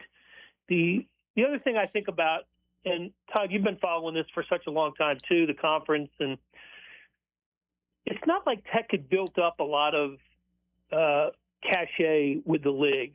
They just won their first Big 12 conference football championship last year. They're not a traditional power. They do have Patrick Mahomes, right, as a famous alum, but it's not. It's not a national brand yet. Working toward it, but not one yet. So I don't know if maybe that was part of the reason why they had absolutely no friends in this argument, and they were out there on an island. Even it's one thing to have a bad strategy, but their inability to adjust when the new variables came in was even just as glaring to me, because even if they had started down that road of it wasn't that big a deal and we want them to play, it was clear, very early on in the process that nobody was on their side. And rather than say, hey guys, we've made a mistake here, let's pull back, they just threw it. They leaned into it. They just here's put the deal. pedal to the floor. As Blair was saying, they're not one of the blue bloods or whatever, and they're kind of the newcomer to the party because they came with the dude who had $4 billion, this Cody Campbell, and he's running commercials during football games saying we got to fix football while they're paying players money to come play and win their first ever Big 12 championship. So it just wasn't all meshing the right way, and the message was pretty bad for him. So listen, I don't know what's going to end up happening at the quarterback position. They've got a really good player who was hurt, this Will Hammond, who will end up playing. Maybe they'll get someone else to come in. I don't know. But they didn't handle this very well. I don't think Sorsby handled it very well. I don't think Cincinnati handled it very well because they knew this stuff was going on. But this is a symptom of all of this stuff. Yeah. Listen, the gambling, we take gambling revenue here. The leagues have things on it. There are rules about it, though. I mean, there are rules about all of these things, and you just have to follow the rules. It's not that hard. To these kids, we're already giving you money they used to not give you before. Here's the rule with the money. Don't gamble it on your football team. That's not that hard, okay? So I don't have a whole lot of sympathy for that side of it because Timmy was telling us back when gambling wasn't even legal, they were telling these guys this the first day of meetings. Yeah. Don't gamble. Don't talk about injuries to anyone. Don't do anything. So, I remember those information flyers posted in athletic halls about gambling. How just how serious the NCAA took it. Now, you're right. It's a different world now. And, gosh, I remember when Las Vegas would never have been considered for a home for a bowl game or an NCAA tournament or something like that. And now they're probably going to get a Final Four here soon. But there's absolutely it's easier now to gamble now that it's legal and everywhere and it's easily accessible on your phone. So I get that, and that has to be part of any kind of education that kids get. But it's still it really comes down to this: there's some things you cannot do that cannot happen, and once you cross that line, you've got to be held responsible for it. Nobody in this case, nobody was taking any accountability, and I go back to that 21.5-minute video that texted out with so embarrassing. Oh my God, how bad was that? And it isn't like, I mean, a lot of people are like, well, he bet on his team to win, and that's not the point. Yeah, it isn't the point, and it's beyond it not being the point.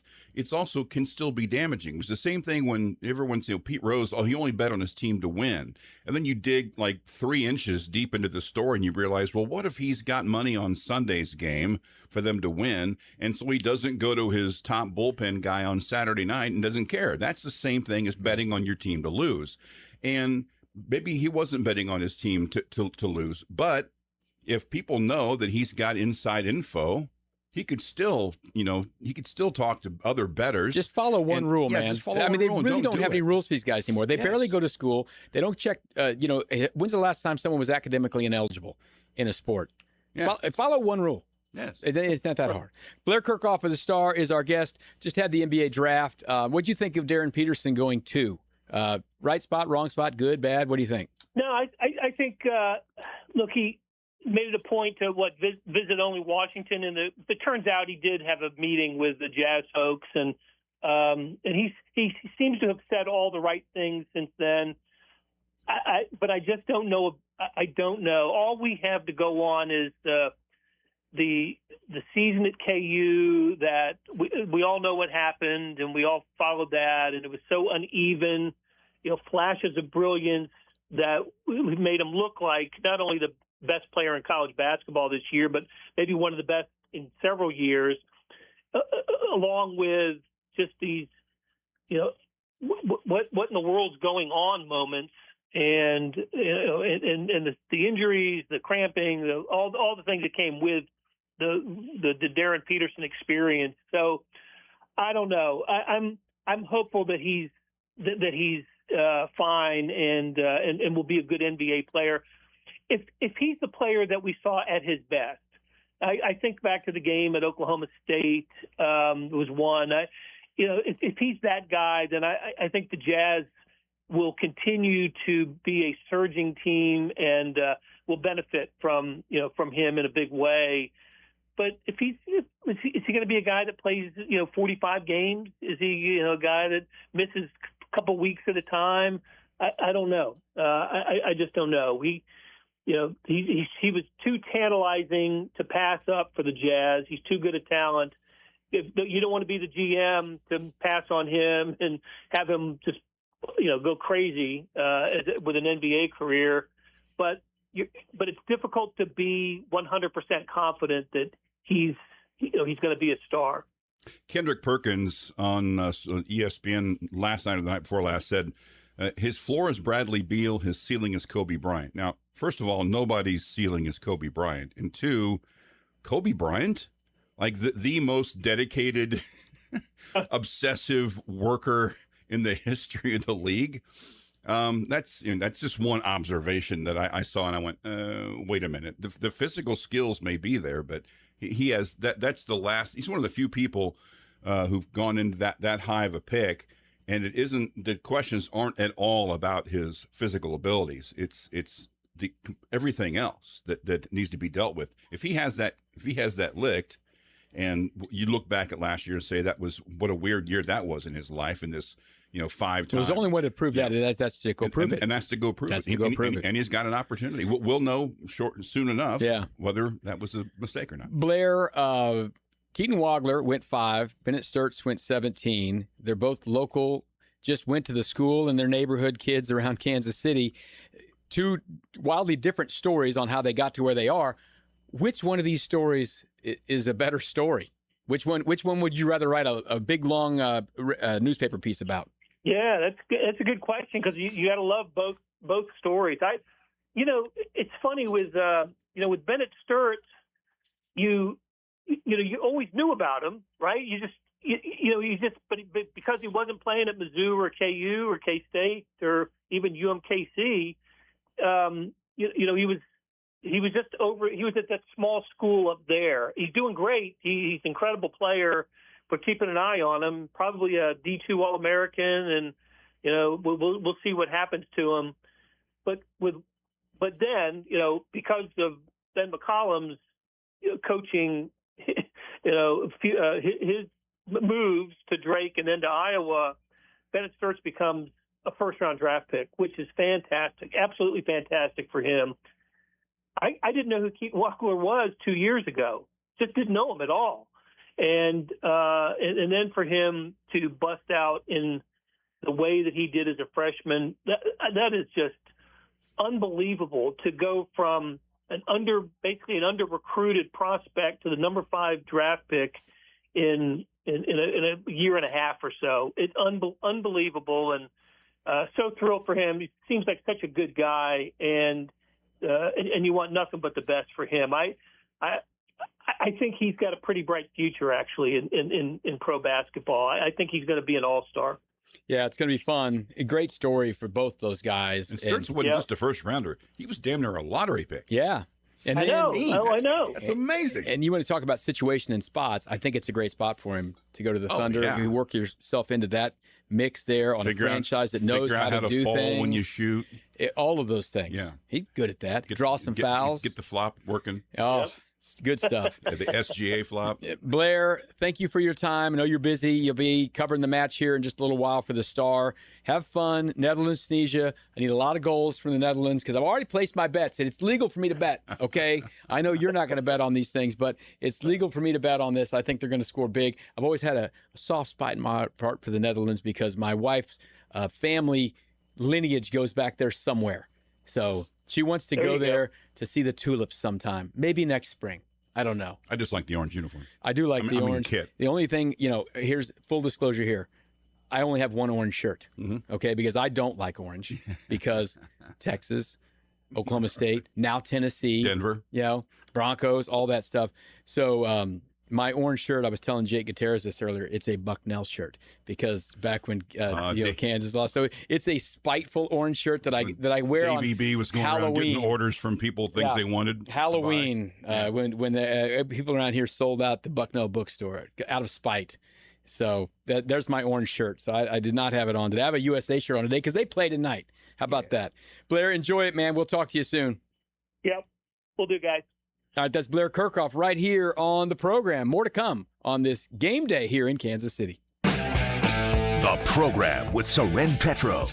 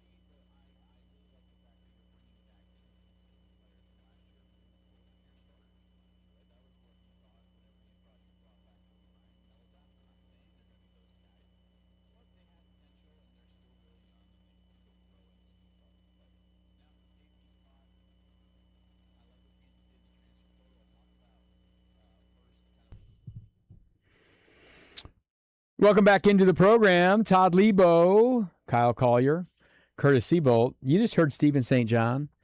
He's so close to us right now. Stephen, how you doing, buddy? Where are you? How about Kyle introing me with Jack White? He knows what's up. He gets it. Was entirely on purpose, right, Kyle?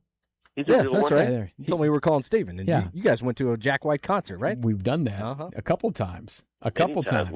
We went front row one time, didn't we? We did. So Who where are you? What are you who got a doing? drumstick? Who got a drumstick? You did. I didn't get a drumstick. Yeah, well, I did. Where are you? What are you doing? Turnstiles Thrift Store, which is I'm right by you, 119th and Metcalf. I'm here till 6 o'clock. It's a brand new location. We've got a stack of the Sports Radio 810 World Soccer magazine, so stop by and get that. It's going fast. People love them.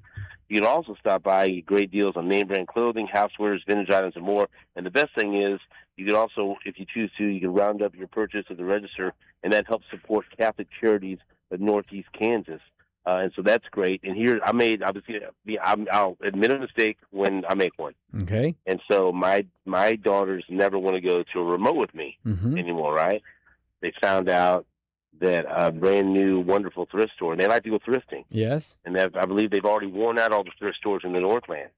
So they come out here with me, and they're smarter than me because they realize that I'm locked in here for 2 hours. Well, you can't Normally, go. Yeah.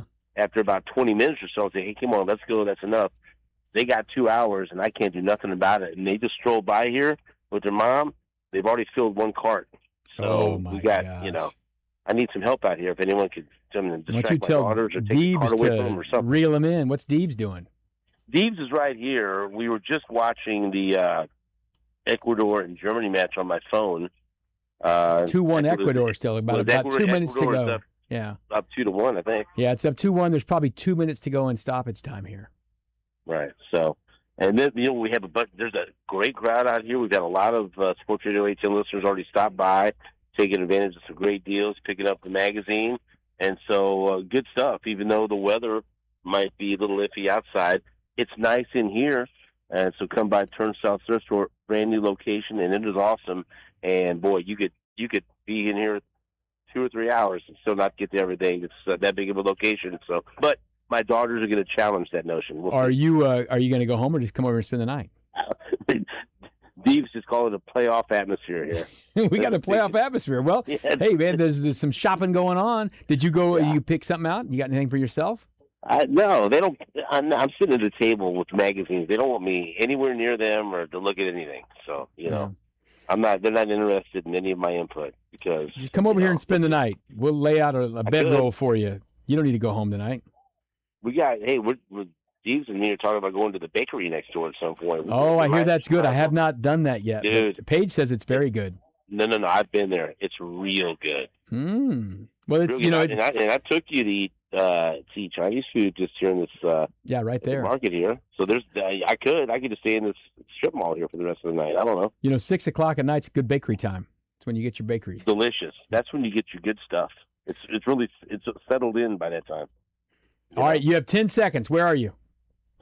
Turnstiles Thrift Store, 119th and Metcalf. Come and get a magazine, come get great deals, and come and meet Deebs in person, limited time only. There it is. Go check him out. He'll be there till 6 o'clock. That's Stephen St. John. David Lesky's coming up next hour right here on Sports Radio 10.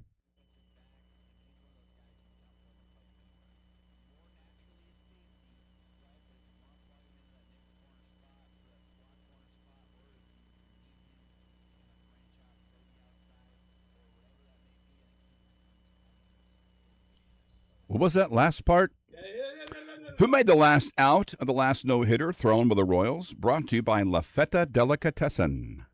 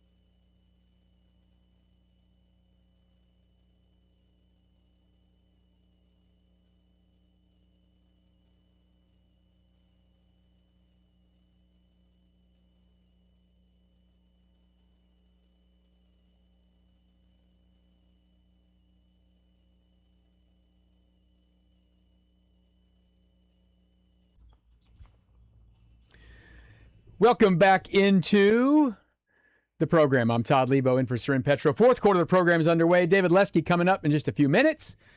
We will tell you what you need to know right now. And what you do need to know right now is I think currently at this second, the Fan Fest is still not open in downtown Kansas City because of the weather. It's raining now. They're monitoring the situation. But we are just an hour away from kickoff between Tunisia and the Netherlands out at Arrowhead Stadium. Yes, we can Kansas call it City that. Stadium. Well, whatever you want to call it. FIFA ain't giving me no money. Yeah. They once said, it's a book by Dan Patrick and Keith Olbermann about 30 years ago when they were doing the big show on ESPN. Yeah. And it said, you don't have to call it whatever. They're not paying you any cash. That's right. Your name here, stadium. No. So I'll call it Arrowhead because that's free. What it it's is. A free thing anyways. So that will happen at 6 o'clock out there. It looks all right. It's calm. Okay. I think we're going to be all right. Maybe a little moist. Yeah. That's okay. I did see a tweet from our man Pete Sweeney. I think he's out there. Gonna be at the game. Sween dog. Nice work. Out there going to the game. Picked a good day to go out there. They had a fun little walk down the Grand, and 20-some thousand people wandering down Grand earlier today, dressed in orange, jumping around, fun stuff. Good scene. You had to have seen it, the video or the pictures. I mean, if you haven't seen what that looked like, you must have just woken up. In which case, good afternoon. Yeah, good afternoon. Good morning. But whatever it is for you, but incredible. I mean, I've seen every time I see a video or a picture, I'm just as amazed. And I actually posted, I said, is it okay for me to say that we've never seen anything like this, or am I going to get torched by a bunch of Chiefs fans? Did you get torched? No. Good job. See? Almost everyone's like, no, that's okay. That really I didn't want to suffer the Nate Bukaty fate. No. Well, Nate brings it on himself. He brings it on himself. So we do have Tunisia and the Netherlands coming up here in Kansas City, 6 o'clock. Already finals now. Ivory Coast over Curacao. So Curaçao's run is done. Ivory Coast is going to be second place in their group. Ecuador beats Germany. Now, if you watched any Ecuador match when they were here in town, their coach has the long hair, looks like a skinny Fabio. Yeah. Okay? They're super fired up about advancing and beating Germany. He jumped up into the stands. I think it was his family. Wild scene in New York. We have not heard from Petro to see if George is okay. Germany's fine. Yeah. Okay, they're going through. Yeah, it's they're okay. They're going to play Paraguay. They had a fun day. Probably. So they did not win, though. They scored that goal early. Remember, it was like a couple hours ago. It took 2 minutes. And then Ecuador scored right after that. Then they scored again late on an amazing little nifty kind of header and a kick. Very good stuff. And then the United States will play tonight. Let's hear from Mauricio Pochettino, the head coach of the U.S. men's national team, as we kind of figure out how they're going to attack this thing. We don't have the starting lineup yet. They'll come out sometime. But listen, they've already won their group. Their fate is set, but they're still playing in the World Cup, so they're going to go out there and try to win a game. It's a World Cup match game, and when you defend your jersey, your flag, your culture, always is about pride. And I have no doubt that the Turkish team is going to be competitive tomorrow. They have good players. Of course, they are eliminated, but I think it's going to be a tough game. We are not thinking in that it's going to be a game that is going to be easy. We know the quality for different reasons that I think is not my job is to analyze why that they were eliminated, but they were, I think, in the way that they played the two games, even if they didn't win, but I think they deserve more. Under my opinion, they have very good, team. For me, what we expect is a team that is going to be, competitive and is going to play for their pride. Watch out for Turkey. Yeah, sometimes you got to say nice things about the other team, but it's a weird spot. It is. The United States does need to win this game. But I'm not as intuitive about this sport and this kind of event as I'd like to be. But my theory would be that if the longer this game stays close, the better chance Turkey has of saying, you know what, we're out of this thing. This is our last bit. Let's try to win. Let's fight our ass off for 90 minutes. Yeah, they get down 2-0 early, and it's probably like, let's just get ready and think of what we're going to do when we get back home. But if it's 0-0 at the half, they're going to play probably hair on fire. I wouldn't see why they wouldn't. Yeah. We got this It's much your last time. chance. Let's do This it. could be most of these guys' last chance to play in a World Cup match. You're playing the home country, in their stadium, one of their stadiums here. So they'll. But I would they'll guess bring they'd it. be. I would guess they'd be playing really hard as long as it's a match. But I think as soon as they get down a couple goals, that I would expect them to. Yeah. Not give as much. 9 o'clock tonight for that one. Late night. 9 bells. Will I be awake when that ends? No. I'm not up at 11 o'clock very often. Well, you might. Might be. What are you doing tomorrow morning? Well, I got some work to do tomorrow. Oh, okay. I got to get in the morning. I got to do some things. Right, but you're not. I'm going to go work out at 6. I'll be up at 6 a.m. I'll be at 5:40. Alarm will be set. I'll go work out because I skipped Tuesday because I got home late from the College World Series. We mentioned Oklahoma won the College World Series. Once or and I got home at 1 o'clock, and I kind of should have gone and worked out in my little workout class, but I didn't go do it. But I will be there Friday morning because I can't go a whole week without working out. So I'll get it done. Sleep on the weekend. Yeah, Don't worry about that. It's okay to be tired on Friday. The Royals slept today till the 9th inning. It was the Bats certainly slept. 13-2, 13-0. The Royals had none hits until the 9th inning when Carter Jensen hit a 2-run home run. And a very funny thing happened. Jason Anderson was on the zone, and he started saying something about Carter Jensen. Then his phone texted Carter Jensen what he said. His watch. His watch. He doesn't know how it happened, but these things happen. And then he texted, and it wasn't anything bad, but he was talking about the home run, and basically they hadn't done anything all day. Very funny. Go back and listen to the podcast. It happened live on It's the one air. of those things where if you say something and it's someone's name that's in their phone, then your Siri might go, "I'm sorry." What Don't now? say that word out Yeah, no loud. kidding. You're going to get everything going right now. You're going to send a didn't text to this time. someone. Didn't this time, but by the time you realize it's done, it's oh done. Boy! And apparently Glad one of it the was interns good. knew how to unsend, but that doesn't change it. Yeah, whatever. It's gone. I think the recipient still gets it. We can't change what happened in the game, 13-2. We're going to talk to David Lesky about it a lot. But before we take a break here early, I do want to play Q, the entire thing after the game, beginning talking about Seth Lugo, who got the start. He wasn't great, but he wasn't the real problem today. Had good stuff. They just feasted on the off speed. I think he left too many of those in the middle of the plate. The first homer to Caminero was a breaking ball. The one to Mesa was a breaking ball. And I just think he didn't execute those well enough.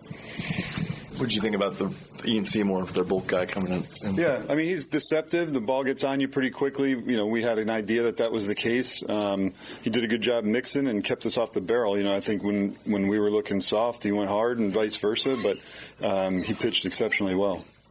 Good to see Carter come through there in the 9th inning to get you guys on the board. Yeah, Kimbrel's got that tough fastball, a low slot riser. He's been doing this a long time. He got on top of that ball and crushed it. Junior Caminero is one of the best players in the league, and today he shows what makes him so hard to pitch to. He's got tremendous bat speed. He knows what he does well. When we executed some pitches, down and away and stuff, you get him out sometimes. But he's a good hitter, and we're not the only team he's done that to. Overall, how do you evaluate this series, getting the 2 wins early, and these last 2 that didn't go your way? Yeah, you get the first 2, you want to sweep. You want to win the series. We didn't do that, so these last 2 days are extremely disappointing. Disappointing. No asking of a question about the 48-mile-an-hour, whatever that pitch was that Tyler Tolbert threw. He got hit 700 feet. Wasn't a curveball. I don't know what it was. I don't think you have a – it's just let me throw a strike. That's the kind of pitch you make if you're throwing out the first pitch and you decide to go ahead and go to the rubber. It's like, I'm just going to get it to the catcher in the air. It didn't make the catcher. It did not make the catcher. Did not get to the catcher. What else is going on, Curtis? Interrupted it. A couple of things. One in the NFL, Lions cornerback Terrion Arnold who was facing felony charges of armed robbery and kidnapping, appeared at a hearing today in Tampa. Wasn't me. No, and was held without bail until a pretrial detention hearing scheduled for Monday morning. Prosecutors argued that the hearing that Arnold should remain in custody without bail until trial. Arnold briefly appeared in court Thursday. He turned himself in, was taken into custody last night. Authorities accuse him of leading a plot to detain and pistol whip 3 people he believed had stolen from him. It turned out, however, the victims had nothing to do with the theft back in February. Oops. If you dig a little deeper, that story is just bizarre as can be. And in the WNBA, Phoenix Mercury forward Alyssa Thompson received a flagrant foul 2 penalty and a 1-game suspension for, quote, recklessly making contact with her fist to the throat area of Indiana Fever guard Caitlin Clark. That's a nice, clean way of saying that. They said it was a non-basketball act, so no foul was called. No. But the league looked at it and went, yeah. Wasn't a I'll good join look. the chorus of people who say it's unbelievable when you watch the videos of Caitlin Clark. She just routinely gets barreled into it, and the refs are like, nope. Yep. By the way, WNBA put out a thing last night. I saw it on Twitter. It's a poster of celebrating their 30 years, and it has a bunch of players on the front, and you can buy this poster. Caitlin Clark, not there. She'll be in the league a little while. Not there. Diana Taurasi? No. Sue Bird? No. Diana Taurasi wasn't there? Candace Parker? Nope. Maya Moore? Who's on the poster? Angel Reese is on the poster. All right, then. Sophie Cunningham's on the poster. Weird poster. People are like, how can you not? Even if you don't think They asked AI to make the poster and didn't instruct could it. be. Yeah, they didn't have Kurt Tarkington wasn't playing for him. But even if you don't think that she belongs because she hasn't been around long enough, you're trying to sell a poster. Why would you not have the most marketable player? I'd rather push in her the down and league? choke her. Get it done that way. I don't get it. David Lesky is here. He's coming in next. We're going to talk about all the LinkedIn puzzle game scores that he beat me at today. Destroyed me. I had a bad day today, Nice. David. I wasn't good today. I had a rough morning yesterday.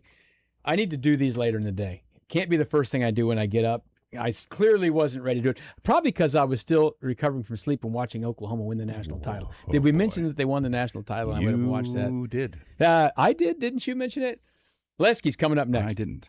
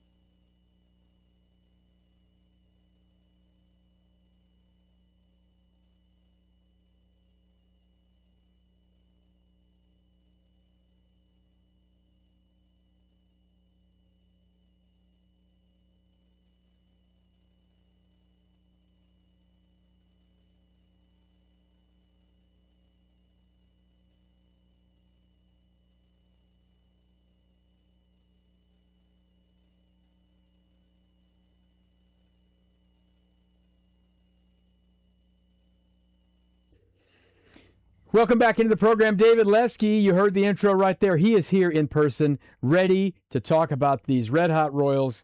We should have done this yesterday at this time because they hadn't lost these last 2 games. Welcome. How you doing? I'm good. How you guys doing? We did go over some of the LinkedIn scores. I did win 1 and tied him on 1. It's a good day for me if I do all right. I hate Queens. Got to say it was a good day. Yeah, I like the shape games. He's a word man. Yeah. You write for a living. That's good. Yeah. You should know the word things. That's good for you. I talk good. I talk good on these things. I can read. Yeah, I can read. Mostly. Hey. For the most part. I can read. I know the squiggles. I know what's going down. Let's talk about these Royals, though. Let's talk some good stuff first. Is what we've seen from Jack Caglione the last month look real to you? Mostly. Mm-hmm. I would say, obviously not this 10 home runs in a month. I mean, well, yeah, maybe. Occasionally. Yeah. He's got the kind of power to do this, 2 times a year. Right. You say, okay, you're going to have 2 10 home run months, 2 5 home run months, and then get 10 to 15 more. That's a 40 home run season. Right. That's how you do it. That's how you do it. The power is real. It's always been real. Mm-hmm. What I think is interesting, and we talked about, do you remember a month ago, I was talking about him going up the middle in the opposite way, and it seemed like he was trying to go back to just the very basics and stay through the zone longer, hit the ball up the middle. He was still hitting the ball hard.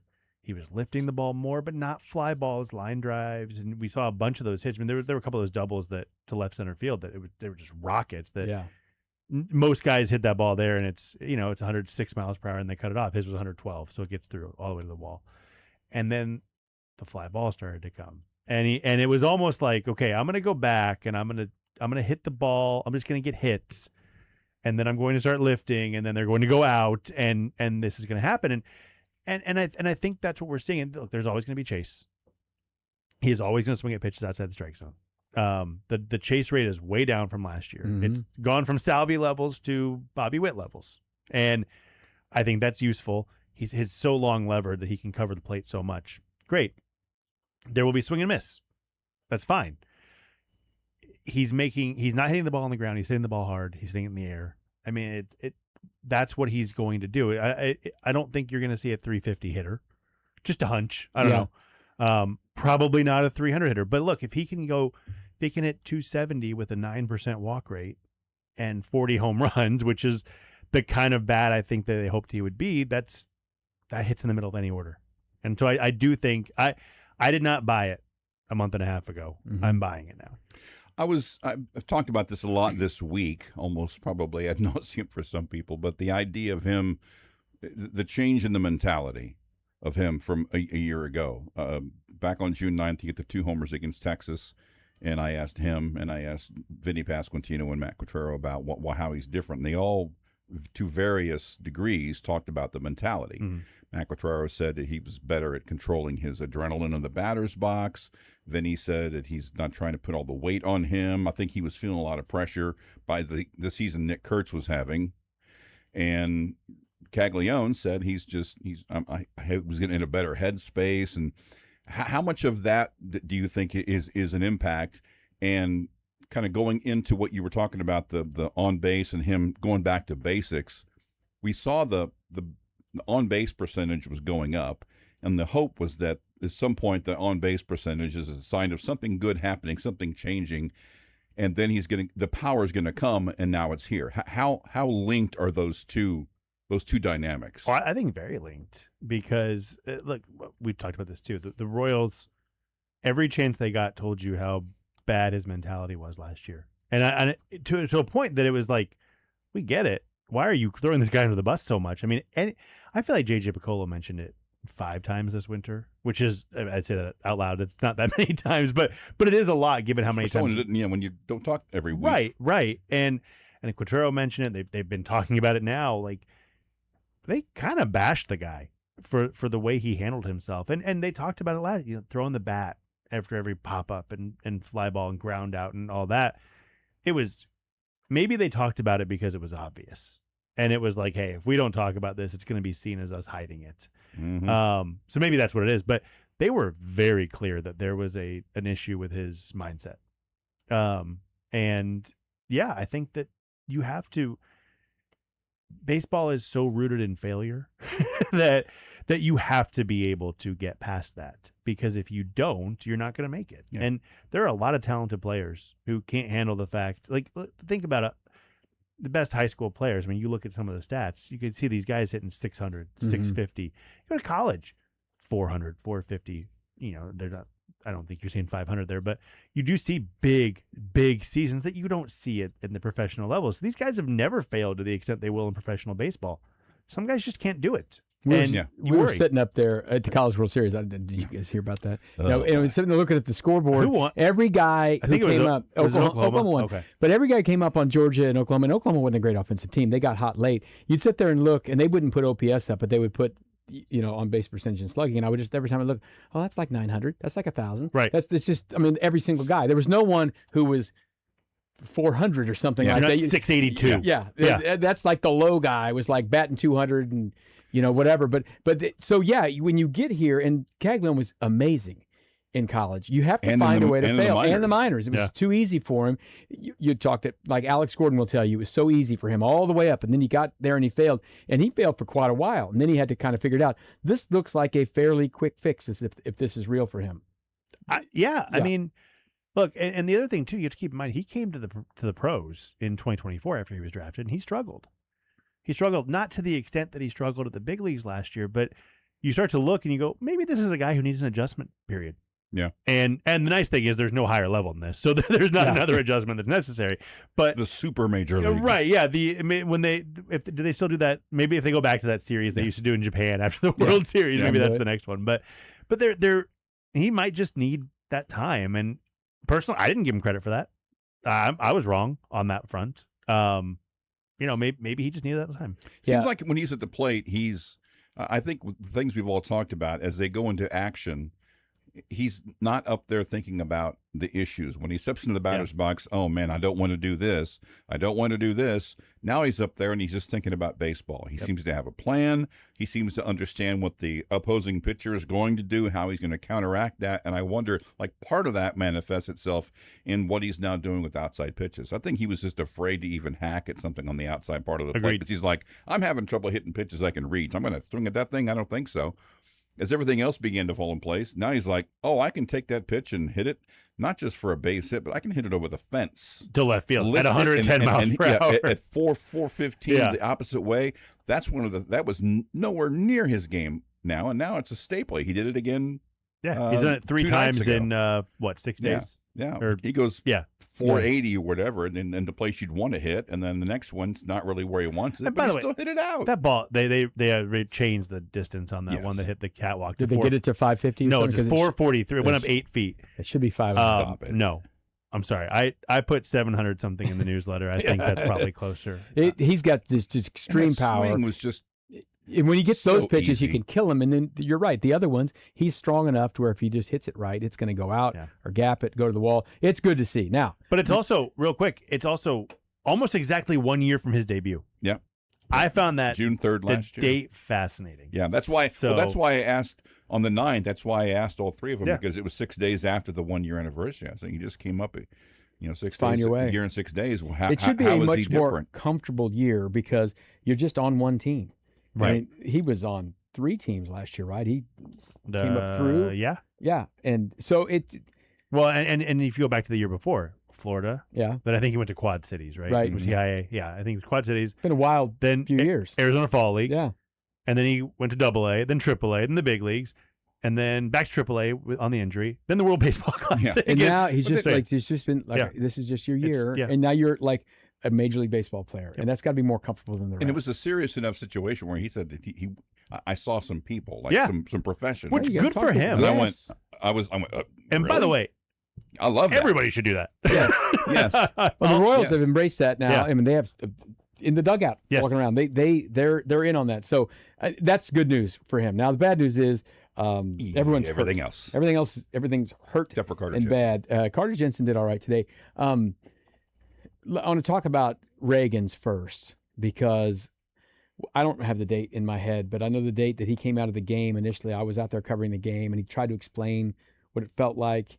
And then, then we had him available, I think, before a game, maybe the next week, and he was just going to play a little catch, and it's just. And then I start hearing things about a week ago like this isn't going to be good, and now they still don't really know because it's a surgery. They're going to get in there and mess around. This is not good. No. Well, look, it might be okay. Okay, not good. It won't be, but it might be. May 6th was the last day he pitched. Yeah. 3 innings, 1 run, against right? Cleveland. Yeah. Didn't look good, but felt something he had never felt. 4, but it wasn't. It wasn't. And at the time, tendon, but it's this other thing. It was thing, the valgus extension overload, right? Oh, your valgus. Yeah. Which I always have a problem with that. My valgus extends Chronic. all the time. We got to cut that. It's fantastic. But yeah, it was the same injury. Giordano Ventura had that in 2014 and was back like 10 days later.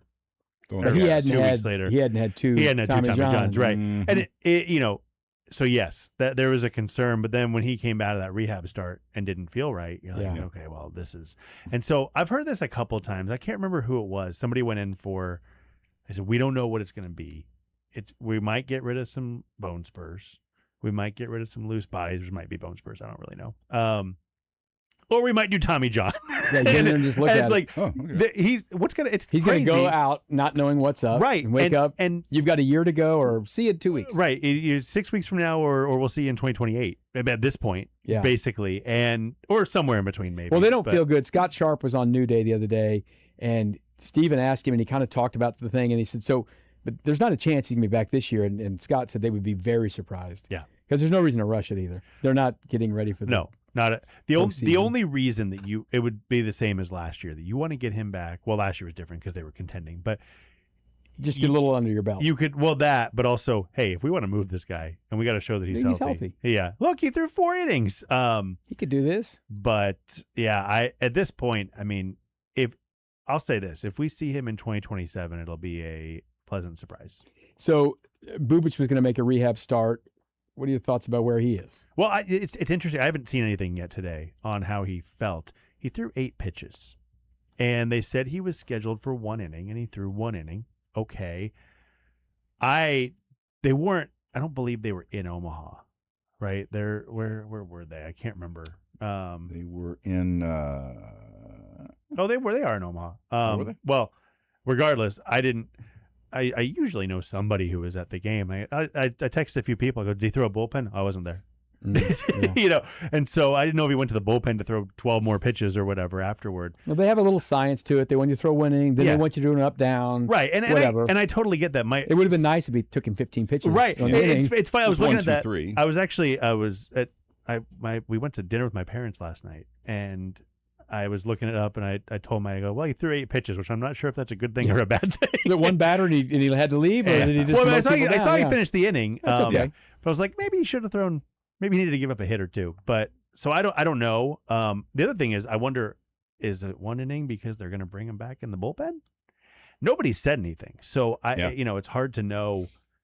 And they don't have to. We don't need to know that. You play that early today, you would think somebody would have mentioned something, but beforehand or asked him. But sometimes those day game after night game, and it was an early one too. And you almost get no hit, and right. It was get away. But it was 11 local time. Yeah. So the game, Omaha ended at like 10 o'clock last night. Royals played 13 hours later. Maybe they didn't know. I'm sure they got a report. You got to get asked. I mean, they get a. Yeah, I agree. I agree with that. I've seen nothing. Probably see something tomorrow from anybody, but we'll a little more on the pregame tomorrow. But so we'll see. But if they need to get him back, because we talk about the trade thing, he's got to be moved. Yes, and you can't move him if he's pitching on the IL. Yeah.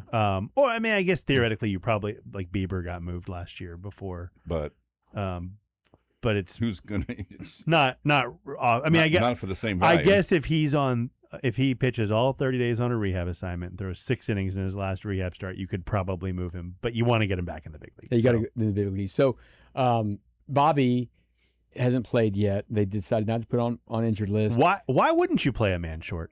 Why not? For a week. Well, it worked pretty well for a while. They were like 4-1. That's true. That's good now. They needed another arm to throw an extra inning after Tolbert was getting shelled. I thought they might put Bobby in.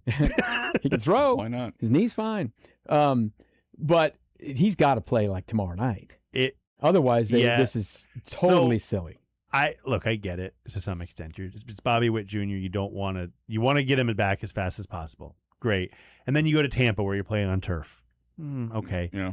Also, Chicago's not. It's three more games that he would have missed.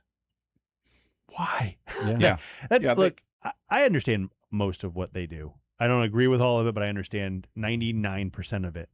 I don't get the IL. Like Michael Garcia playing, I haven't even looked again to see how many games he missed in between without an IL stint. He had 2 injuries they wouldn't IL him for. Yeah. Just refused to. There was one game they played 2 men down because Witt was out and Garcia was out. Why? Yeah. Makes no sense to They me. might have won that one. Is that when they won? No, I'm sure they did. I think they did win that one. Yeah, I mean, they struggle to guys. win when they're at full strength. To play 2 men down on the positions is crazy. It's and ridiculous. just I think they clearly thought he's not going to be out that long. We're not going to do it. Well, And he's once- also Bobby, and then- Bobby is a force of Yes. nature, and he's like, I don't want to, he's that but guy I think, too. I think there is a point where you get into it where you're like, all right, now we can't. Well, because you can only the- backdate 3 days. Yeah, you can't retro back now. Because Right. doing Right. it now would be pointless. I mean, so And I especially- don't think they need to make that. That shouldn't be a determining factor whether he plays. He plays when he's ready to go. You've already screwed the pooch for that week. You might as well. I Make do sure he's wonder, healthy. and I'd love somebody to, and I'm not in Tampa to ask anybody, but I'd love to say, hey, if you were playing on a nice soft grass turf, would he have been out there, or were you holding him out on the artificial surface? Which, if that's the case, whatever, fine. But he's got to play tomorrow. Yeah, he has to. Or else Otherwise, I this mean, is- it's really been that it's just dumb. Yeah. At that point. Yeah. David Lesky is here with us. We're talking a little Royals baseball. One more segment to go here in this program. We do have the Netherlands coming up at 6:00. Looks like they're out there getting warmed up. I don't think it's raining right now. Let's keep this rain away. Let's get the Fan Fest back open. I don't think it's open yet. They need to get that baby open tonight for the United States playing at 9:00 as we got a lot of World Cup stuff going on. We're talking Royals, though, right now with David Lesky.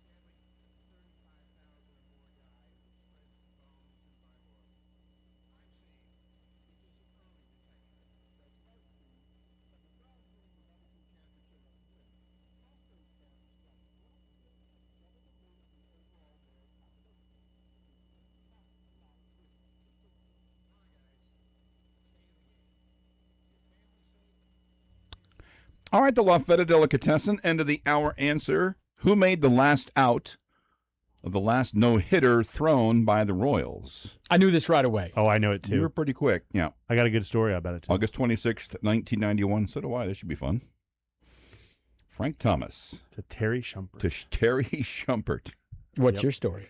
So I'm a little baby. I was 6 years old when that I was happened. 25. That's okay. I'm old now. And I'd go to bed and I'd say goodnight to my sisters. I'd knock on their door, and I knocked on one of my sister's doors and I said, "The Royals just threw a no-hitter." And she goes, "Okay," and slams the door in my face. And that was your life. That was my life. You loved it. They didn't. Yep. My story is one I've told before. You probably haven't heard this, but I was not at the game that night. I was driving around, kind of running some errands, just kind of shopping or something. And I'm like, oh, it's seventh inning. They've got a no-hitter. I think I'm just going to head over to the ballpark. And back then, you could, that first exit, the first entrance, gate 1, right off of I-70, you used to be able to pull in there. So I pulled in there and I parked along the curb outside the right field GA. Didn't even go into a parking place. No, just parked outside the curb. I was going to walk up and try that like, with this FIFA crowd out there. Threw the key, said, "Leave it running." Nope. Yeah. And back then, after the end of the middle of the 7th, they would open the gates so people could leave. And no one ever manned the thing. So you could walk in. It was, and nobody there. I was like, I'm just going to walk in. So I walked in, walked down a little ways along the third base or the first base concourse, and then just started walking down to where I'm in the catwalk. So I was walking in there in catwalk, and I was in one of the little, they call them vomitoriums. I was in a little thing, watching the last hit. That's great. Watching the last bat. Bouncer to second, Shumpert got it a no-hitter, and then everyone went crazy. And then I thought, I'm going to look around for a ticket stub. Oh yeah. So I was walking along, looking at the front row of the second half of the lower level because it's almost eye level. Now you gotta feel somebody's let me phone. find one that's good. Yeah, like let me find one that's good. That one's pretty good. That's not bad. Then I got that one's perfect. It was almost mint condition. So took that and then drove. Next day I had it laminated. Had the front page of the Kansas City Star. I was there. You were there. I wasn't in that seat, but I snuck my way into the one of only 2 no-hitters thrown by a Royal at Kauffman Stadium. Well, my story is I was only 21, but I was in college at the University of Oklahoma. They had yet to win the 1994 or 2026 College World Series at this point. But I was a food vendor out there from 1986 till actually through 1994 after I was out of college. So I had watched hundreds of baseball games out there in hopes of seeing no-hitters, triple plays, something crazy, cycles, all that, grand slams, all of those things. And I saw a lot of cool stuff. I saw Bo Jackson's home run, the longest home run in the stadium history at the time. I saw George Brett's final game a couple years later where he kissed the plate. I saw all the things. I saw a lot of things. But I was in college. So it was August, so I was already back down at school. And then, you didn't have Twitter, you didn't have the game on, you didn't have things like that. But Sports Center, you would watch The Big Show or something. And Baseball Tonight was an actual show. We'd watch that every night. And the game ends, and I see on Sports Center that he threw a no-hitter. I'm like, God, dog, I can't believe all this crap. And then a little bit later, the phone rings at our apartment, and it's my dad. Guess where I was tonight? You son of a... He was at the game. So he's got a ticket stub, which will be my ticket stub. I can take the ticket stub. It's the ticket stub of that game. So, yeah, he was there. And I was... You were cool. No, you were there. I was down... Yeah, you got a ticket stub. You were there. I was down getting ready to start classes probably. We were there probably early. It's August 26th. So classes may have just started. I don't know, but I watched a lot of dumb things happen. I didn't get to see that. Never saw that. I've never seen a no-hitter because the Royals just aren't involved in them. No, 6 in their history. Yeah. It's amazing. And most of those were in the 70s. And they've only been no-hit the 2 times. Yeah, they have the second longest stretch of not being no-hit, and they have the third longest stretch of not throwing one. Yeah. Yeah. So they just aren't involved in these things. They've only I was looking at it today, and they have the fewest no-hitters combined. Yeah. That I would have liked to have 6. seen one, and I've never seen a triple play either. That's super rare. Triple plays are rare, probably as rare as no hitters. I don't know. What 300 something no hitters? I remember one day we were going out to a game, and we were getting there late or something, or maybe been covering it. I sometimes don't go early, and I think they hit into a triple play, and I was listening to it on the radio, but I was at the game, but I wasn't there yet. Well, hey, if Salvi comes up with first and second, nobody out, We got to watch. That is must-watch television. Good chance of that happening. So I haven't seen a cycle. I haven't been many cycles. There have been 350 cycles since 1882, 740 triple plays. Oh, somewhere twice as many. Yeah. So yeah, not unassisted triple play, very rare. Let me flip your question. I think I haven't looked. I think I remember this correctly. Who made the last out for the Royals in their last no hitter? They were it was against them. John Lester, Boston, 2008. Weak ground ball somewhere. No, it was a strikeout. It was a strikeout. It was a swinging strikeout. And this player has a place in Royals lore, but for the opponent. That's right. Give me initials. AC. Alberto Callaspo? Yep. Ah. He was on the 2014 He had the hit in the 12th inning. Would have been the hero. Yep. The winner. He was going to do it. Yep. Would have been the hero. Didn't happen. Nope. Not the hero. It's kind of fun, those That names team of got guys broken apart within minutes of the series being over. Yeah. I think how many guys have had that fanfare taken from them by somebody else. Yeah. I mean, think about Rajai Davis. Brian Harper. Yeah. Yeah. I mean, if George Orta is out at first, Brian Harper is never has to buy a beer in St. Louis for the rest of his life. But no one even remembers he got the hit because of what happened in the ninth inning. Yeah. It's a lot of guys. Roger Davis is a great one. That would have been an all-timer. Yeah. First World Series and for them in almost 70 years. Yeah, but the 108, World Series win. The 108 trumped it. Yeah. Yeah, that's the way it goes. Yep. So the answer was Frank Thomas. The answer was Frank Thomas. Yeah. Frank Thomas got a lot of hits off the Royals. He did. There was a little controversy in that game as well. There was an error call, right? Dan Pasqua. Yeah. Who did he? I think he walked Pasqua too, and maybe what was it? Did he walk Ron Karkovice also? He might have. And Pasqua was the one that the ball should it have been caught? Should not have been caught. It was called a hit. Then it was called an error. It was called a hit initially, wasn't it? Yeah, and then it was changed. Yeah, that's right. You know who the opposing pitcher was that night? No, 91. He's in the Hall of Fame or not? Let me see. It's not fair. I'm looking at the box score. Oh, this is true. It isn't fair. He is not in the Hall of Fame, but he did pitch forever. I remember pitched forever. 91. 216 wins, Knuckleball. 216 losses. Oh, was it Charlie Huff? Charlie Huff. Yeah. Charlie Huff. Charlie Huff. Who was only 43. Oh, spry 43 that day.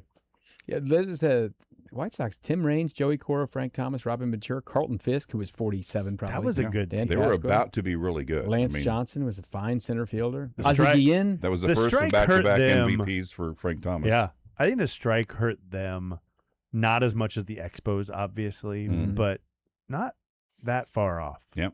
They were just coming off a division championship. Unfortunately, they ran into a buzzsaw of the Blue Jays. The guaranteed rate field was brand new. I mean, so exciting. Yeah, it was wild. It was like gorgeous stadium. Yeah, built in 48 minutes. I think I was at about the 15th or 20th game played there in '91. It was where you could go along the third base side, and you could look out and see downtown, but you could also see 3/4 of what used to be the old Comiskey Park. The first base side had been torn down for a lot of people, but you could look right into the ballpark and see all the green seats and just we've only got so weird. 2 minutes left here because we talked a lot about the no-hitter, but we're talking about the White Sox. The Royals are heading there. Why are the White Sox doing what they're doing? Well, look, they built well. They built well with trades. They've drafted well. I still don't buy it because I don't buy the pitching. They need to. They're in a very similar spot to where I think the Orioles were a couple years ago. They need to go get some pitching. Davis Martin's had a nice season, but it's not enough, and he's not an ace. He's not that guy. Maybe Noah Schultz, maybe Hagen Smith figures it out. They've got some guys, but they need to go out. I mean, if you're looking at just pure need and pure fit, Tarek Skubal to the White Sox will never happen. Yeah, right, yeah. But it makes so much sense. You add that guy to that team. They've got the bats. I don't know. It's not a bad fit. It's disheartening though for Royals fans. But look, the Royals passed them and then they passed the Royals. Right. It'll go back. It just goes back and forth. But I mean the Royals made the playoffs 2 years ago because they owned them. Yeah. It didn't hurt. And now they've gotten there. And the Royals are a mess right now. Maybe Bobby will play this weekend. It's a measuring stick. Always can when play you spoiler these now. teams. It's rough, man. Yeah. So it's fun that the World Cup's happening, so we got something to distract us for a while. I got a bet on the Netherlands to win it all. So Let's go. I got them on the over tonight because they're going to roast Tunisia. And they want to be the winner of their group, not the group or the second one there. So that's starting here in just a little bit. Hope you're out there in your seat already. If not, get there, get inside to the anthems. We're having some fun. Don't forget tonight. Oh, Tonight Shift. Kyle's going to be here on the air a little bit later with Darcy.